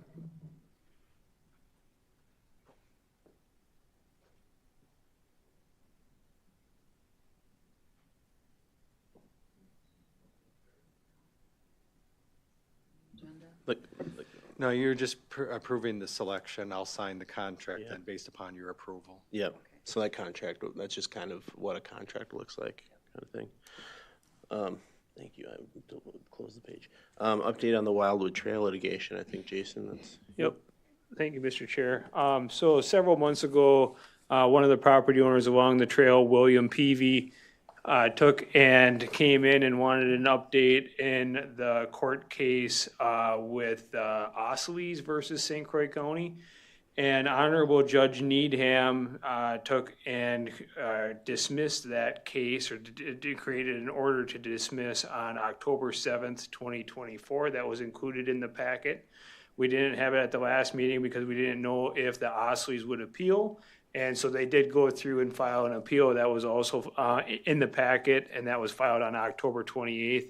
And so we expect that this appeal process will probably take quite a while to come around. And so that was the reason why we wanted to update you now. And then it's kind of in waiting mode, limbo, until we take and hear anything further. So there will be briefs in that to the Court of Appeals and that throughout the process, and we'll keep you updated as needed, so. Any questions from the committee on that? It seems pretty self-explanatory. If you read it basically throughout the suit. That's what I mean. That's what it's described as. So, if there's no questions, move on to the financial report. As Ken likes to say, it's what we've all been waiting for. Yeah. So the financial report in your packet reflects the numbers through October. Yep. So looking at a couple of things that I like to keep an eye on, we look at the Register of Deeds fees. That gives us kind of a measure of where we are, economic development-wise. We had been increasing. Our peak year was 2022 when we had $1,074,000 in fees, and then 2023 was our down year of $859,000. We're at $849,000 through October, so we're going to exceed 2023, but we'll still fall short of the 2022 numbers. But it is swinging back upward. So that's what's important about that number. And the other number that I would typically point out for you is the park fees and rents at $397,602. So there'll be a little bit more that comes in, probably not much more. At this point last year, we were at 450, and we ended at 460. So not very much comes in at the end of the year at all. I think that's be related to your next agenda item also. But that was down slightly. And I think those are the main numbers that I wanted to point out. If you had any other questions on anything in the financials, though, I'd be happy to answer them. Go ahead, Supervisor Connor. Coming back, the same thing that we kind of run into the other night during admin, and on the IT portion, it seems like we're always considerably under budget. Is this another one where there was funds from ARPA that was funding that, offsetting it, or? So which page or something were you looking at? Yeah. It was a red one. It was considerable. I'm sorry, yeah.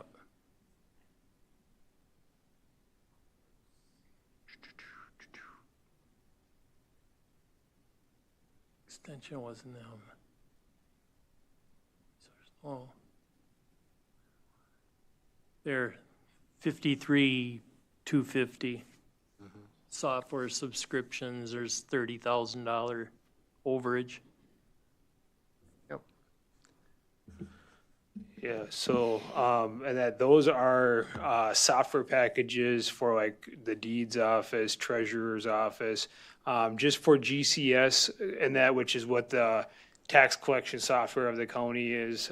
We've seen an increase in that from 13,000 to 30,000. And so there's also that $44,000 flight. That was our last payment of the flight, and somehow that was missed in the budget. So that was the reasoning there.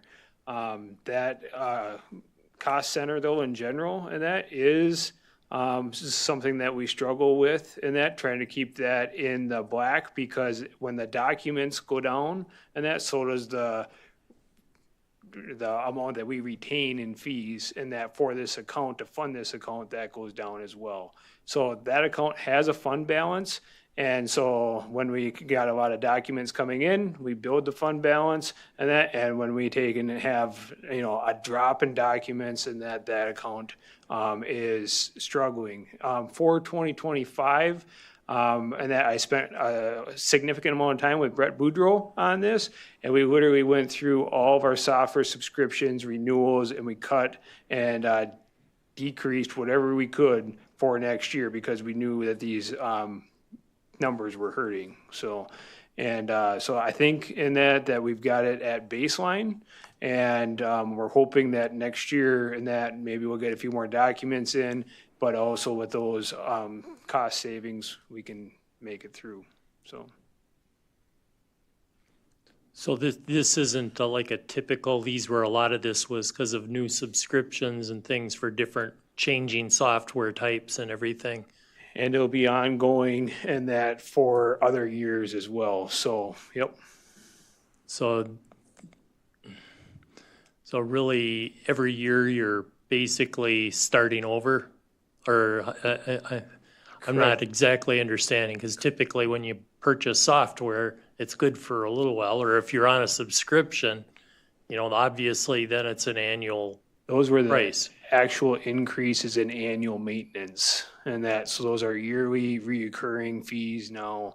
And unfortunately, just like all other software, we're seeing those increases across all platforms. So it does add up. But those are essential services, I would say, and that for the county functions of deed recordings, taxes, and that, they are basics. Sure. ARC Pro for our GIS mapping, and that there's not much fluff in that budget when you look at it. Staff development there, I'm looking at trying to take and fund some staff development for ARC GIS Pro that we're being forced to go to, and that is $3,000 to send one person to that training. So it's not cheap. So unfortunately, there isn't much, and that in the 2025 budget, we actually pulled those numbers down too, and that, so staff development went down to 5,000, trying to pull funds out of that, putting it into our general zoning account, and that to try to make these numbers look better. But there's not any of that waste in this account is what I'll say, but there are some big numbers. It'd be interesting to just see how much overall with, this is just one department.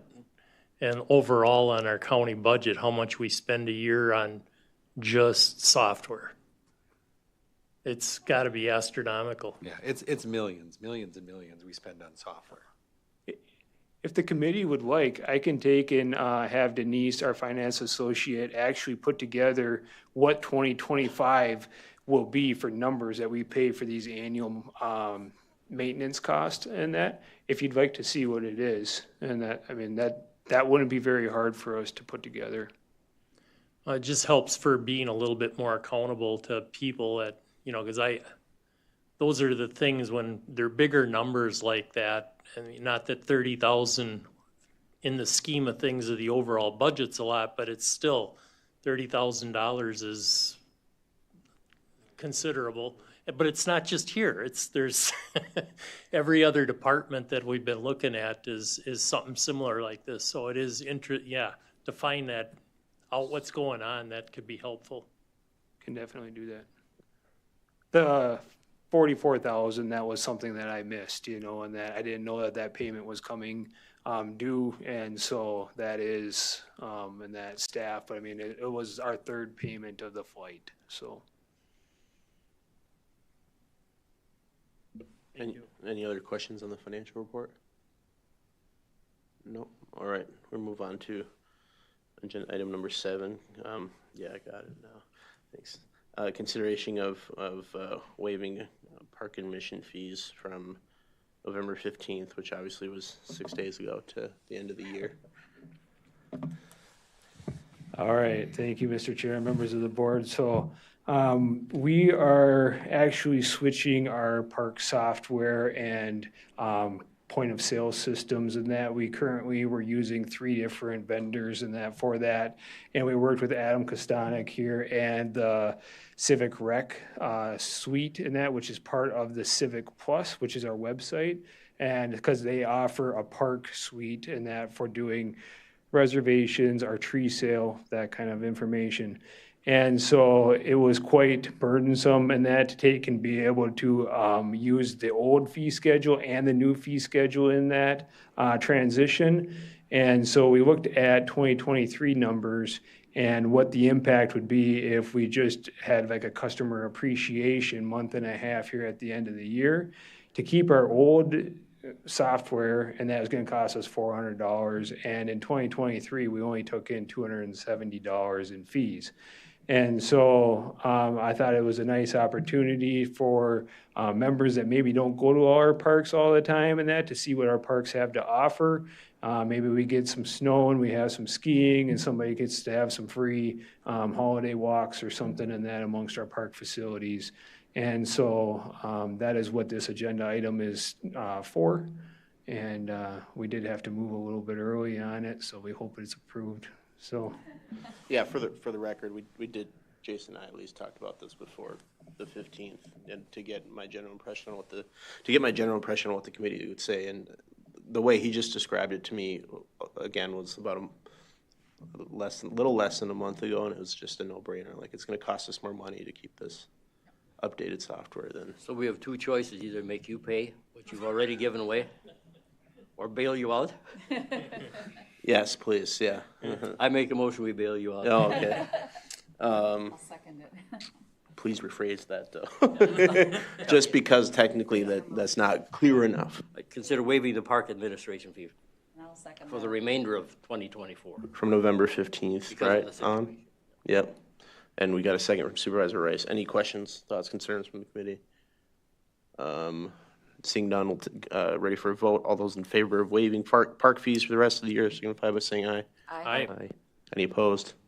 Carries unanimously. Thank you. On to the St. Croix County Septic Impact Study. okay, so this is a new initiative for 2024, and that to look at, we've done a lot of citizen groundwater monitoring and that through our roughly 180 well samples that we've done for the last 5 years, but those have been focused more in the rural areas, more about the impacts of agricultural production or land use against water quality.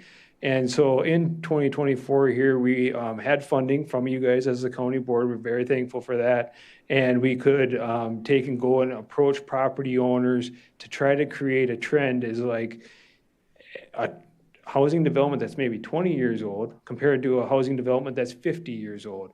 And then we tested it for nitrates and some of your ag contaminants that you would normally see, but also went into some of the personal hygiene product chemicals that you might have, even caffeine and stuff. And so unfortunately, we didn't have great participation because people were, I think, afraid that what happens if we find out that there is something wrong? Do we have to fix our well? And then we were only going to well owners that had a document well, and that with the DNR for depth and when it was installed. And so in 2025, because there is a positive correlation in that the longer the housing development is on the landscape, there is more chance of it having those contaminants in it, that we want to extend that. And so that's what our plan is. We've been funded for that. And then also it's kind of interesting from that data that those ag traces never really go away. And so they get down to much smaller numbers and concentrations, but there's always some of those more potent ag chemicals still in the water supply. And so our goal is to get some more data on those housing impacts and what it might be for St. Croix County going forward. But as a general consensus, even with 18 samples, we know that there's no big red flags right now. It seems like private sewer systems are doing a pretty adequate job at treating the wastewater. So that's a good thing. That's all I have on that one, unless you have any questions. Any committee questions? Yep, go ahead, Supervisor Hunter. On the ones that did participate, that you did get the samples on those, do you know the approximate density of the developments that they were pulled from? Are these high-density or low-density developments? high density, and that, so 1.5 acre, 2 acre lots, so actual major housing plats, so, yep. Again, we're trying to hopefully get more samples and that, and we actually put it in the letter, trying to get more samples, don't worry, you're not gonna have to do anything to the well, but still, people are reluctant, so. Jason, do you ever check water quality around golf courses or things like that? There's housing around golf courses too. And I can only believe that's a source of a lot of nitrates in a well. So, around golf courses, we haven't. I'll mention that to our staff though, because maybe that would be something that we could try for 2025. One of the things that we wanted to try though too was, these fields where human waste is land spread. And, because those are generally very high in some of these other concentrations that we were trying to test for, and is that having an impact? So that is something that Land and Water is already working on, for those sites. We've got a field list that have been approved by the DNR for land spreading, and so we were gonna do that next year. But yeah, I can definitely try golf courses as well.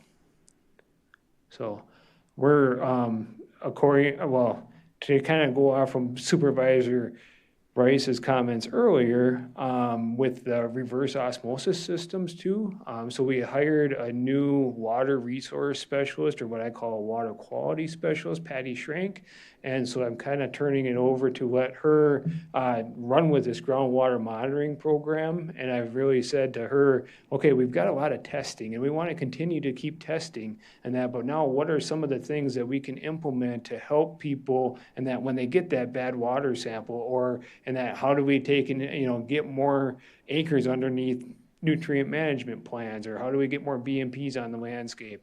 And so some of the things that we've talked about is maybe helping with the cost of, a filter system, reverse osmosis system, or potentially helping with soil testing, and that as long as they complete a nutrient management plan. And so those are a couple of things that we're looking for in 2025, and we could probably put together the funding to make that happen, depending on what the parameters of that program would look like. So we cost share for people that remove old wells, so this would be kind of like cost sharing in that to help bring the well into compliance with safe water to drink. So some ideas that we're floating around right now. I really like this idea, Jason, and to me this seems like something that potentially could be hand in hand with, as we were talking extension earlier. I kind of view some of these groundwater issues a little bit like, and bear with me, but if we go back 30 or 40 years, we were trying to educate women on the need to get mammograms for breast cancer. And it was an icky subject, and then people were uncomfortable, and they didn't even like to say the words. And here we are, flash forward today, and people are alive that wouldn't be otherwise. So it seems like we're sometimes happy not knowing, but if we can work maybe with Extension and your team and get more testing done, now we're at a different place. And I used to, one of the reasons this is a passion for me is I used to travel on business down in Louisiana. And the pitch down there in Lake Charles, Louisiana was get your life insurance when you're young because you won't qualify when you're older. And the reality, it was true. It was true. You could not get life insurance after your 50s because people down there died young and it was all cancer kinds of things. So it wasn't just lifestyle and eating Cajun food. But yeah, I think this is an opportunity here to do some education as well as, packaging on a pilot basis and see how it turns out. Yep. So we were kind of thinking like if somebody came into one of our nitrate clinics and they had a test that came in very high, then we could educate them, and then we maybe have a coupon and that to help with the cost share or an application and that they could submit for reimbursement if they put in a reverse osmosis system, and that because that would be benefiting the people in the households within the county. We'd reduce the overall households that had over 10 parts per million. And we have I guess location information when we do those testing clinics on where the samples are coming from. We do. Yep. Sweet. Yep. So yeah, we got just a sheet, about a quarter of a page, and that they fill out with their address. So yep. And where they collected the sample from in the house, so just to make sure that we're not getting a contaminated sample. Yeah, you don't want someone's bathtub water or whatever to, yeah. Believe it or not, and that a lot of people pull it out of like their fridge and that where they've got a water filter. And actually those samples typically come in higher in nitrates than one coming right out of the tap because those filters really collect and that contaminants over time, and then you're pushing that water through that same filter. Sure, yeah, if you don't replace it enough, eventually it just kind of has nowhere to go. Yeah, go ahead. Be interesting to test water on the other side of the reverse osmosis system too, because we had one at St. Croix Electric in Hammond that we actually sent it to well, I took it to the sewer plant in Baldwin, and it wasn't doing what they said it was doing. Not at all. Actually, we've had a lot of people bring in both samples, and most of them do a pretty good job. So, from what we've seen. Yeah, most individuals are more, I mean, I have one in my house, are more diligent about scheduling like filter replacements than, at a larger place like St. Croix Electric, if it's not managed by the provider, it's difficult to make sure it's done. We only use not much water. Right, yeah. Yeah, so that's just kind of an update on where our water quality is kind of going. You got an update in September. We'll provide an update again as we get some more programming figured out with Patty, so.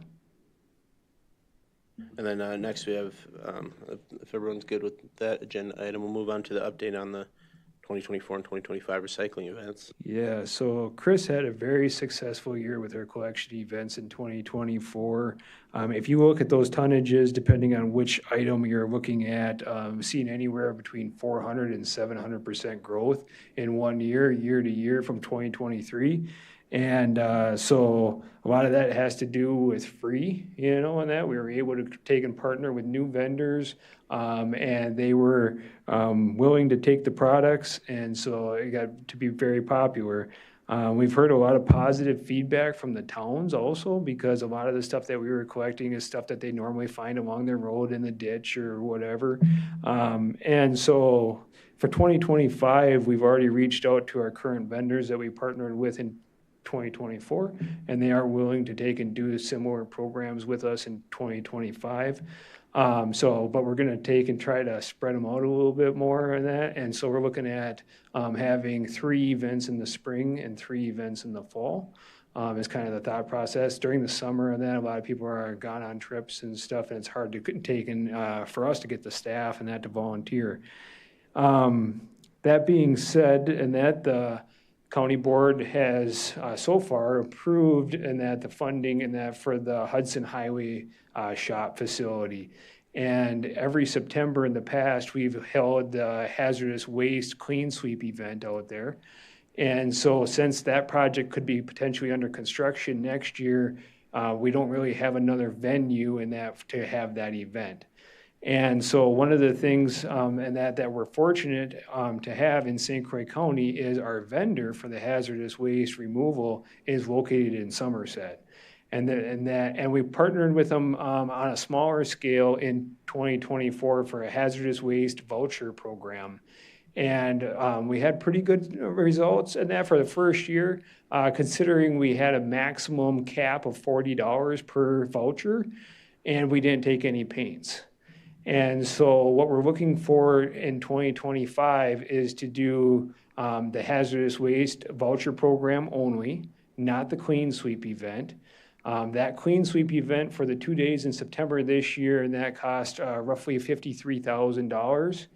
And about $23,000 of that was just mobilization cost and throwing away non-hazardous waste. So we had about $30,000 that actually went towards hazardous waste removal. And that's not counting staff time, that's literally the invoice and that we received. And that using the voucher program, and that we can take and put all that money then and that towards actual removal of hazardous waste. And by doing that, we can offer free oil-based paints and stain collection, which in the past we've charged anywhere from $5 to $10 a gallon on that. And that was probably one of the biggest hits at the Clean Sweep event.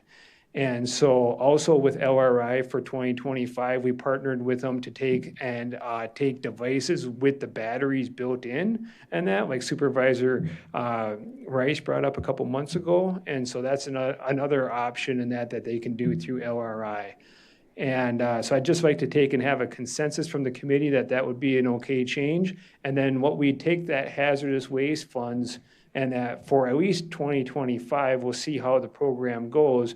But then we would do more of a solid waste collection event, like a large bulky item, furniture, or mattress collection in the fall. We've got 3 transfer station providers and that within the county. We'd partner with one of them to have it at their location, and we'd take mattresses and stuff that you'd also see along the road in the ditches. And that does align with the purposes of Chapter 21, which is part of our solid waste and that ordinance. So as long as you guys are supportive of it, that's what we want to kind of set up for a schedule. And then we're going to really push that hazardous waste LRI voucher program, and again, there'd be no cap to it. So if somebody had something really nasty they needed to get rid of, but LRI, and that the good thing about that is that we can cap what we spend, and that whereas when we have the event, we never know what's going to pull into the parking lot. So. Yes, Supervisor Connor, go ahead. Well, to start with, I just want to commend you and our recycling specialist on the progress and the amount of collection. This is really commendable, and I very much appreciate it and what you've been able to do. A question I have is, have you been able to do all of this, which is, it's a huge amount extra than what you have in the past, but were you able to do it with the budgetary numbers that you've been working with? Yeah. Yep, and That's incredible. And so there was no increase in budget dollars. There was no increase in that to the taxpayer. All those events were virtually provided completely free to St. Croix County. Where we leveraged some extra money was there used to be a spring and fall mailer and that went out about the what you can recycle, when you can't recycle, and that we didn't do that mailer in 2024. That was $28,000. And so we took and we pivoted with that money, and then we put it into, some hauling and that cost for these other vendor in that events. And then we took and we put just shy of $15,000 of it towards that tire collection event, because we do have to pay for that. Tires is one of the things, though, that our DNR grant will cover. And so that's where we were able to use the print money and that for actual tire removal. And so, yeah, and that the fund looks good on that. We're not constrained by funds in that account. The appliance event, I think those numbers that you see there are actually quite a bit low because we weren't counting how many microwaves, washers, dryers, and that were brought in. But roughly 72,000 pounds of those appliances was collected. And then Amory Auto Salvage and that paid us for that tonnage.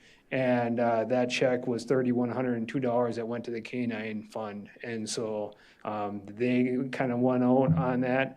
I will give a lot of credit to Highway in that. We use a lot of their facilities for that appliance event, and that Highway also had a guy and that designated that day to help us load roll-offs and stuff. And so we appreciated that a lot as well. So it was kind of a collaboration effort between the sheriff, highway, and community development. Yeah, go ahead. So Jason, when you said LRI, is that logistics recycling? Well, yep, correct. And are they the ones that will participate in the voucher program next year? Yes, yep. And are they open? I mean, we've done these big clean sweeps, which you have to have on your calendar. Are they open Monday through Friday? And that, so we actually have like an application that they fill out online, people, and I kind of like, oh, geez, do we really need that? Well, because people don't realize that TVs are not hazardous waste and, furniture and stuff, so we get all that kind of stuff. So it's a very easy application. This is kind of what I'm bringing in. Then we send it to LRI, and then they have open hours 2 to 4 times a month, depending on how many are coming through. And so, yeah, we're at least 24 days now available compared to 2 and that, or possibly if this takes off really good, could be 48 days a year that they could provide service for us.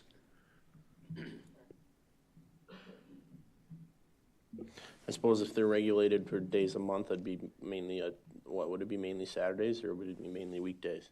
It's mainly weekdays and that, but I know that they do have some after hours or some late in the afternoon appointments, so. They just don't have a lot of staff, so they don't have a bunch of extra staff that can take and man it. But so far, we haven't heard any complaints for 2024. But like I said, I don't think that took off real good because we didn't have the paints included, and we had that cap at like $40 because we didn't know what the clean sweep event was. That's always just a huge unknown what that cost is going to be. In the past, it's went up to $90,000. But that's when we had a vendor coming from Chicago or out of state. So a lot of counties don't have the option to do the voucher program because they don't have a vendor within their county.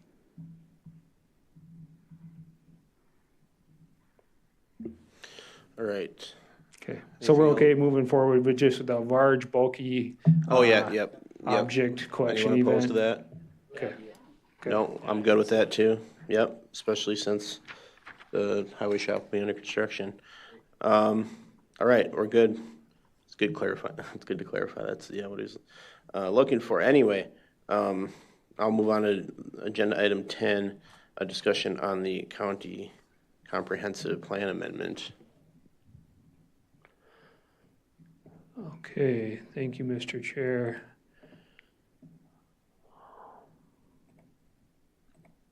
Just gonna get there here. So Supervisor Shirley had asked a few months back and that for us to amend the county comprehensive plan to include some language about coordination. And so we took and worked on that. We've got at the very last part of the memo, we've got that.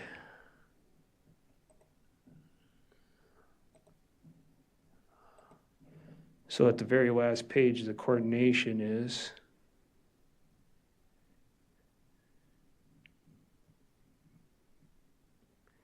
And so it's mainly in the, well, a little bit in the transportation chapter here on page 17 of the plan. We added encourage coordination between federal agencies, states, and local governments to achieve policy consistency and resolve conflicts. That was one thing. And then on page 18 in intergovernmental cooperation, we added federal, state, local coordination between federal agencies, states, and local governments is essential to achieving policy consistency and resolve conflicts. Leading practices and collaboration across levels of government include the following: defining common outcomes, ensuring accountability, bridging organizational cultures, identify and sustain leadership, clarify roles and responsibilities, include relevant participants, leverage resources and information, and develop and update written guidance and agreements. And so that was something in that actually came out of another federal agreement, I believe. And then encourage coordination between federal agencies, states, and local governments to achieve policy consistency and resolve conflicts. So same language as what was up above. And then the same language again on page 20 in B as an objective. And so now it would be under 2 different goals and objectives, and that within the comprehensive plan. I did run these changes past Highway Commissioner Robbie Croix, and he said that this language and that was toned down a lot more than what was proposed at the last month's board meeting. And so he felt comfortable with this. He just said it's not going to impact and that our ability to get grants. And so he said that the highway committee, he had said, doesn't really need to look at this because of it being tamed down. The other changes to the comp plan amendment are just because of the ag census data that came out. And so this literally came out just, a few weeks after the county board adopted this comp plan last March. Basically, the numbers are changing, but everything else as far as the text is the same. So is there any questions on that? Otherwise, she's got it documented very well here in this memo for what is being done. Supervisor Rice and then Ben Summerlin. Two things. First of all, I spoke with Robbie yesterday, and he's very pleased that this worked out this way, and he even had good things to say about you, Jason. He couldn't say enough good about working with you, how easy you are to work with, how nice it is that you two can work together on some of these things, negotiate some things, so he's very, very pleased with it. Yeah. Yeah, I mean, Highway's been helping us a lot lately in that with the Highway 35 bike and ped trail, and that we're doing all of our land division, stormwater reviews through Highway. So yeah, it's been a good partnership. So. Right. It's I understand it's not that way at all counties, so I'm very happy to see that in St. Croix County it is. Yeah. The other thing has to do with all of the statistics that we have, whether it's for farming or whatever. They're all from 2022. Now, 2022 is just about 3 years ago. And when I shared this with my wife, I said, hey, look at this. She works at the polls. She said, there's no reason for that because at the poll, they have to have that information in the hands of the county by midnight, the night of election.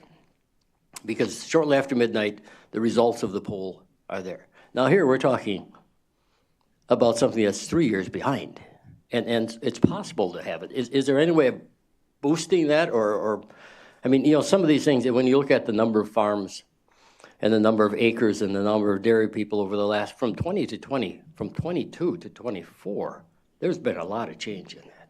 Not up, but down. So, we're okaying something that we can't even remember it's been that long ago. Right. I wish I had the power to change that, but it's kind of like the normal U.S. Census data. That was in 2020. It was about 2022 before we got that data. The last ag census data that's in our current comp plan that we adopted in March was from 2017. So we knew it's about every 7 years. Sometimes they release it in February, sometimes they release it in April or May. And so that just was, our choice back in March is we were like, let's get it adopted if we need to come back and amend it. But that is the most current data that we got. And now we won't get any more for another 7 years. So, well, and I should say 7 years from 2022. So it'll be 2029 before they come out with more data. So does that even pay to put that in? Because it's so out of date. I mean, it's like, the Roaring 20s. We could talk about them for a long time. But no, this really isn't relevant at all anymore. Right. It might be more accurate than the 2017 data, though. So if you don't update the plan, eventually now you're going to be 30 years behind. So we could blame COVID. That happened in between those two, but it just seems so ridiculous to actually even with the eggs. Publish that. Actually with the egg census, it runs about every 7 years, and I don't think COVID had an impact on that. Okay. So yeah, it's just that big of a delay. So this is a great update, and I used to work with stats, so I understand they're slow in coming, especially if they're verified. I like everything about this as far as the updated stats. I think it's relevant to put this in front of the full board. What I'm confused by is this whole intergovernment cooperation language. It seems at the end of this kind of an innocuous thing. Encourage coordination. Hey guys, play well. It's kind of what it says. And I wonder why it's there at all, because I did look at this full book, and we have at the end of the way this is organized an implementation chapter, and in the implementation chapter, there are several statements about intergovernmental cooperation. So it seems to me that we already have that in here. What I don't know is why we would put it just in the ag section of the comprehensive plan when we already have it. It's in this. So it's going in the transportation section, and then the intergovernmental cooperation section, and then the implementation section. So it's actually going into 3 different chapters. It seems like it just belongs in the intergovernment section to me, but it's already stated there. It is, and that, I Encourage believe the the state to magic consider. word was coordination. I believe that's what they're wanting, and that was to actually come out and say coordination, not just intergovernmental cooperation, so. I can comment on that a little bit.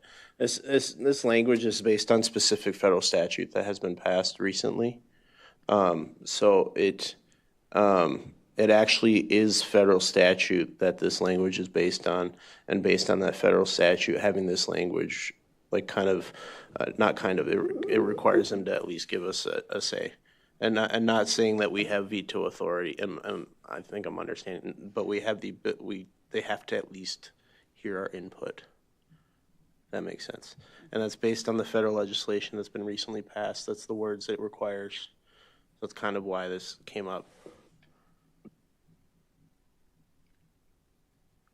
I'm sorry, I was just gonna follow up. Yeah, follow up. The motion was tabled indefinitely.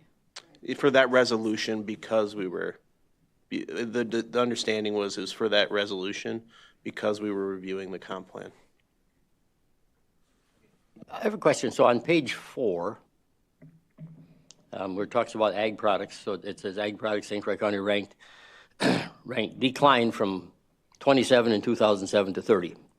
How can that decline from 27 to 30? That increases. If in my book, that's an increase. Are you in the memo, Supervisor Van Summeren?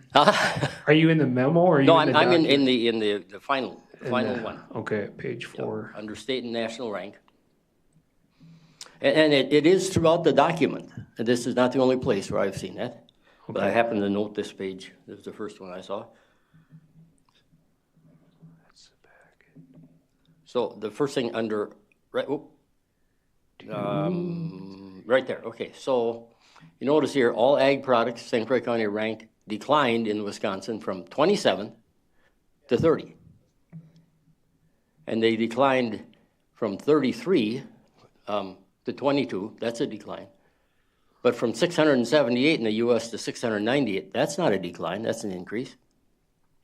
Livestock, the same way, from 30 to 32, that's not a decline, that's an increase. As is the U.S. from 475 to 510. And again, this isn't the only page that's on there, more pages, the same thing, where decline, it should say increase instead of decline on some of those.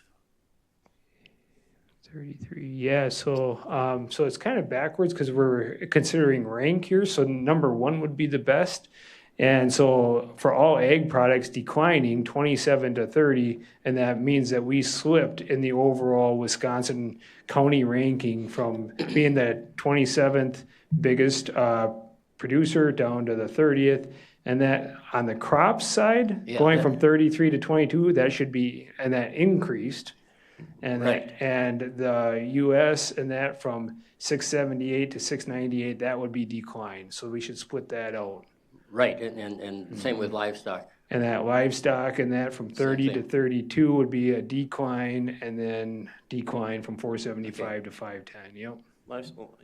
So That's livestock and ag should be correct, but crops from 33 to 22 should be an increase. But you should check all of those Yep. throughout there because I noticed that on more than one, but I just made note of one.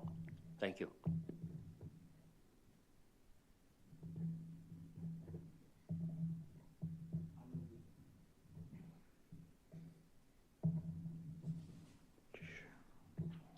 Okay.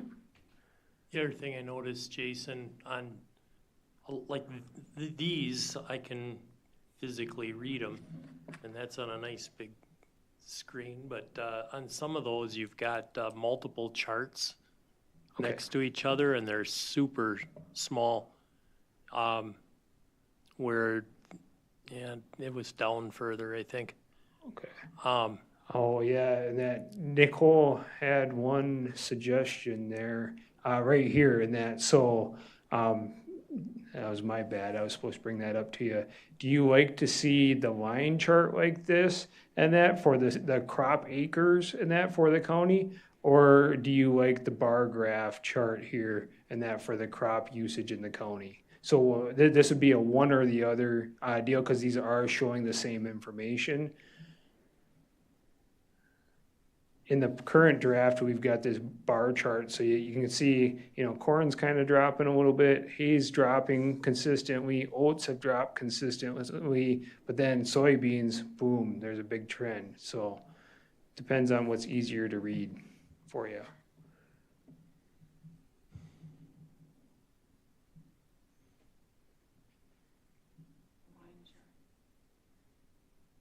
You like the line as opposed to the bar? Yeah.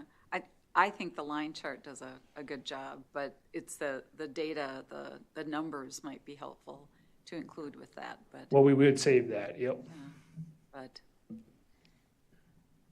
I'm okay with the line graph too. either way, it's a good communication, so. Yeah, line works. It takes less space, you Yeah. squeeze it down a bit. Yeah, so she'll put that kind of up in the place of the other one, and she'll make it look good, so, yep, numbers on it, okay. Any other suggestions for these changes? Pretty straightforward, pretty simple. Just big enough to read. Okay, sounds good. Then everyone okay with us having a public hearing next time this comes up? All right. I think actually we won't be able to hit our December. 30-day notice and that for December, so this will be the January CDC meeting, which will still allow for it to be on the county board agenda for February. That should work.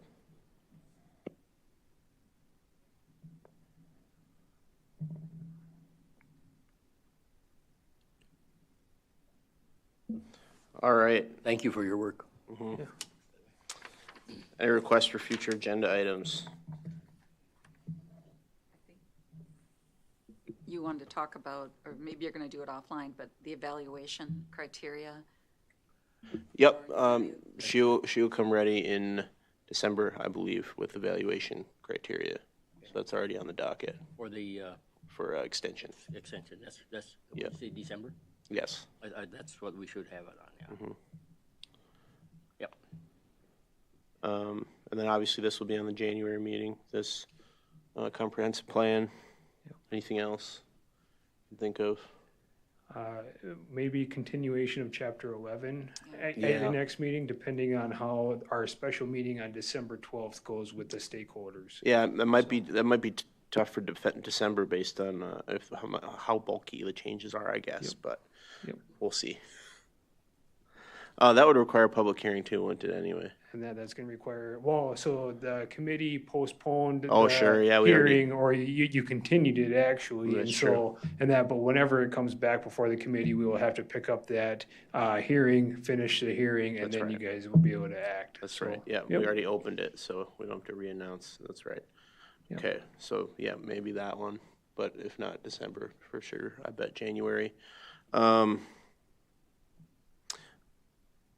And then, obviously, eventually, we need to nail down the rest of 15, but that's Yeah. probably more looking like February or March. So, we were thinking in that we'd have a work session and that right after New Year's, that first week and that, so it'd be the week of the 6th.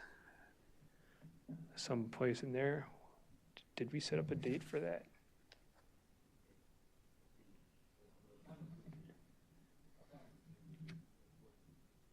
Correct. It'd be that Thursday night, which would be the 9th. Yeah, does the 9th work for everybody to go over 15? I would have a full draft of chapter 15 done for that one. And a lot of, you've pretty much went through all of the policy stuff and that. It was just in the administration and the process stuff that we're trying to streamline. However, everything that the committee has brought up, like the special event camping and stuff, all of those provisions would be in this draft. So that's where I would see us spending the most time, is to make sure that we've addressed your concerns with each one of those provisions. I've got notes in that I've had from each work session and that we would incorporate in that final draft. So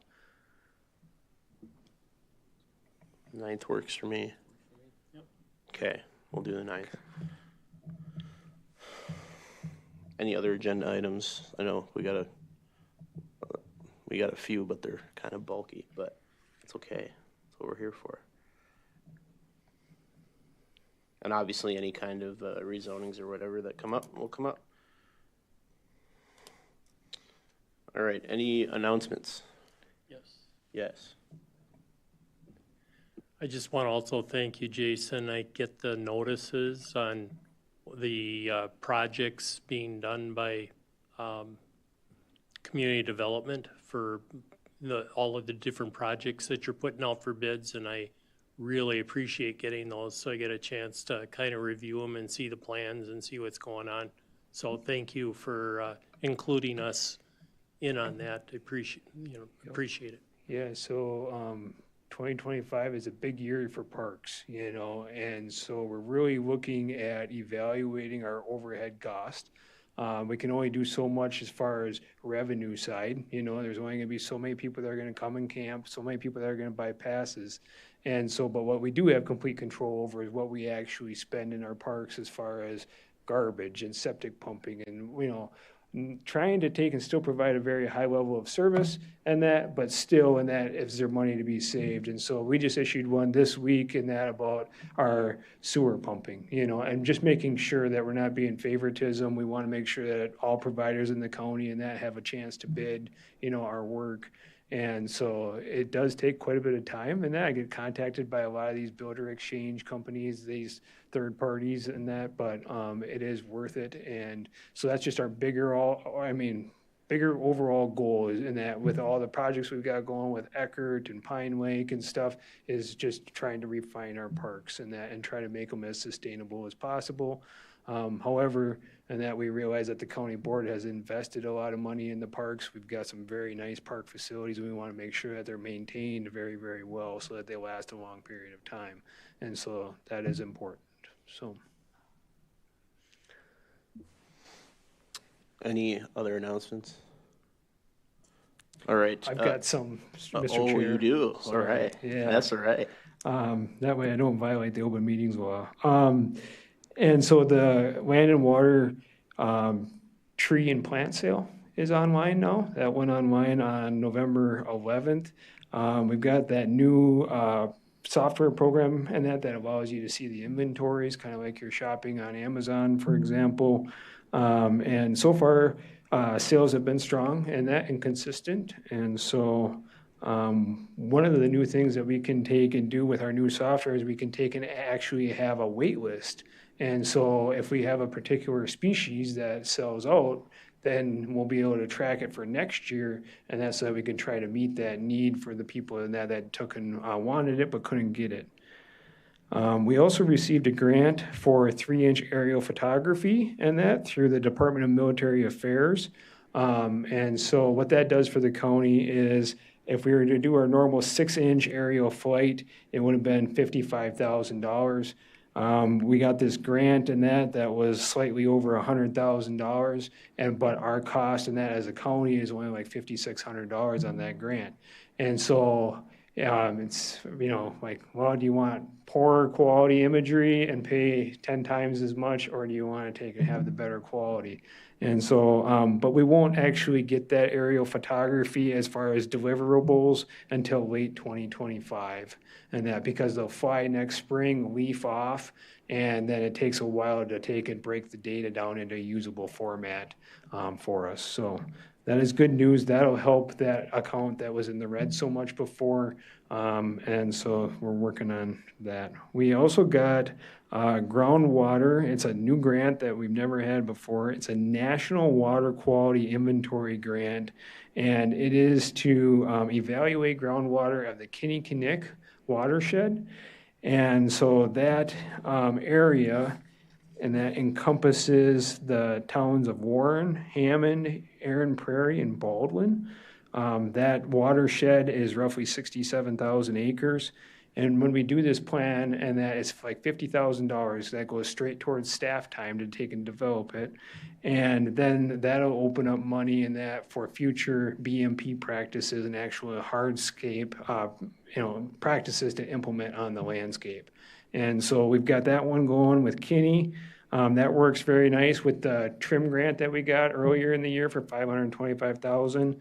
And then we've got a very similar grant with the O'Galley watershed, and we're working with the other surrounding counties down there and that to create that. And then that should unleash some extra USDA funds to help with water BMP practices in there. So the south half of the county is gonna have some good stuff coming in the next couple of years. So that'll be done by 2027 at the latest, and hopefully a lot sooner than that. I mentioned that last Thursday night, I was at the Town of St. Joseph board meeting, and they also were helpful in us planning phase 2 and phase 3 of the Highway 35 bike trail. So the Town of St. Joe owns a piece of land in the corner of Highway 35 and County Road V, and they made a motion to support us using that portion of their land for phase 2 of the trail. And then there's a development in the southeast corner of Highway 35 and 64, and we're working with them on a preliminary plat approval and that for a developer, but securing a bikeway and that they're going along the south side of 64. So anyway, we're trying to put in all the stumbling blocks and that, and think of them ahead of time, and that because we had to go around the cemetery up there, and there's actually headstones within the right of way of 35, so that's why we're trying to do some forward planning. Eckert Park, we had some interest from Wiki and our park staff and that to build some trails out at Eckert. And so being that it was fall, parks were kind of slowing down, we took and put some equipment and some staff in the park. They've got the blue trail that I proposed to you all brushed out there. They also have got the parking lot mowed and cleared. We got a big pile of brush out there. And so we need to do some branch trimming and that up high so we can get dump trucks in for the gravel. But at the end of the day, and that you can kind of start to see it coming through. I'll have some photos for you at the next meeting. We also went through and planted 72 4 to 5 foot evergreen trees to buffer the park from the property owners back along the St. Croix. A lot of positive comments on that from the property owners there. It shows that we're trying to take and be a good neighbor.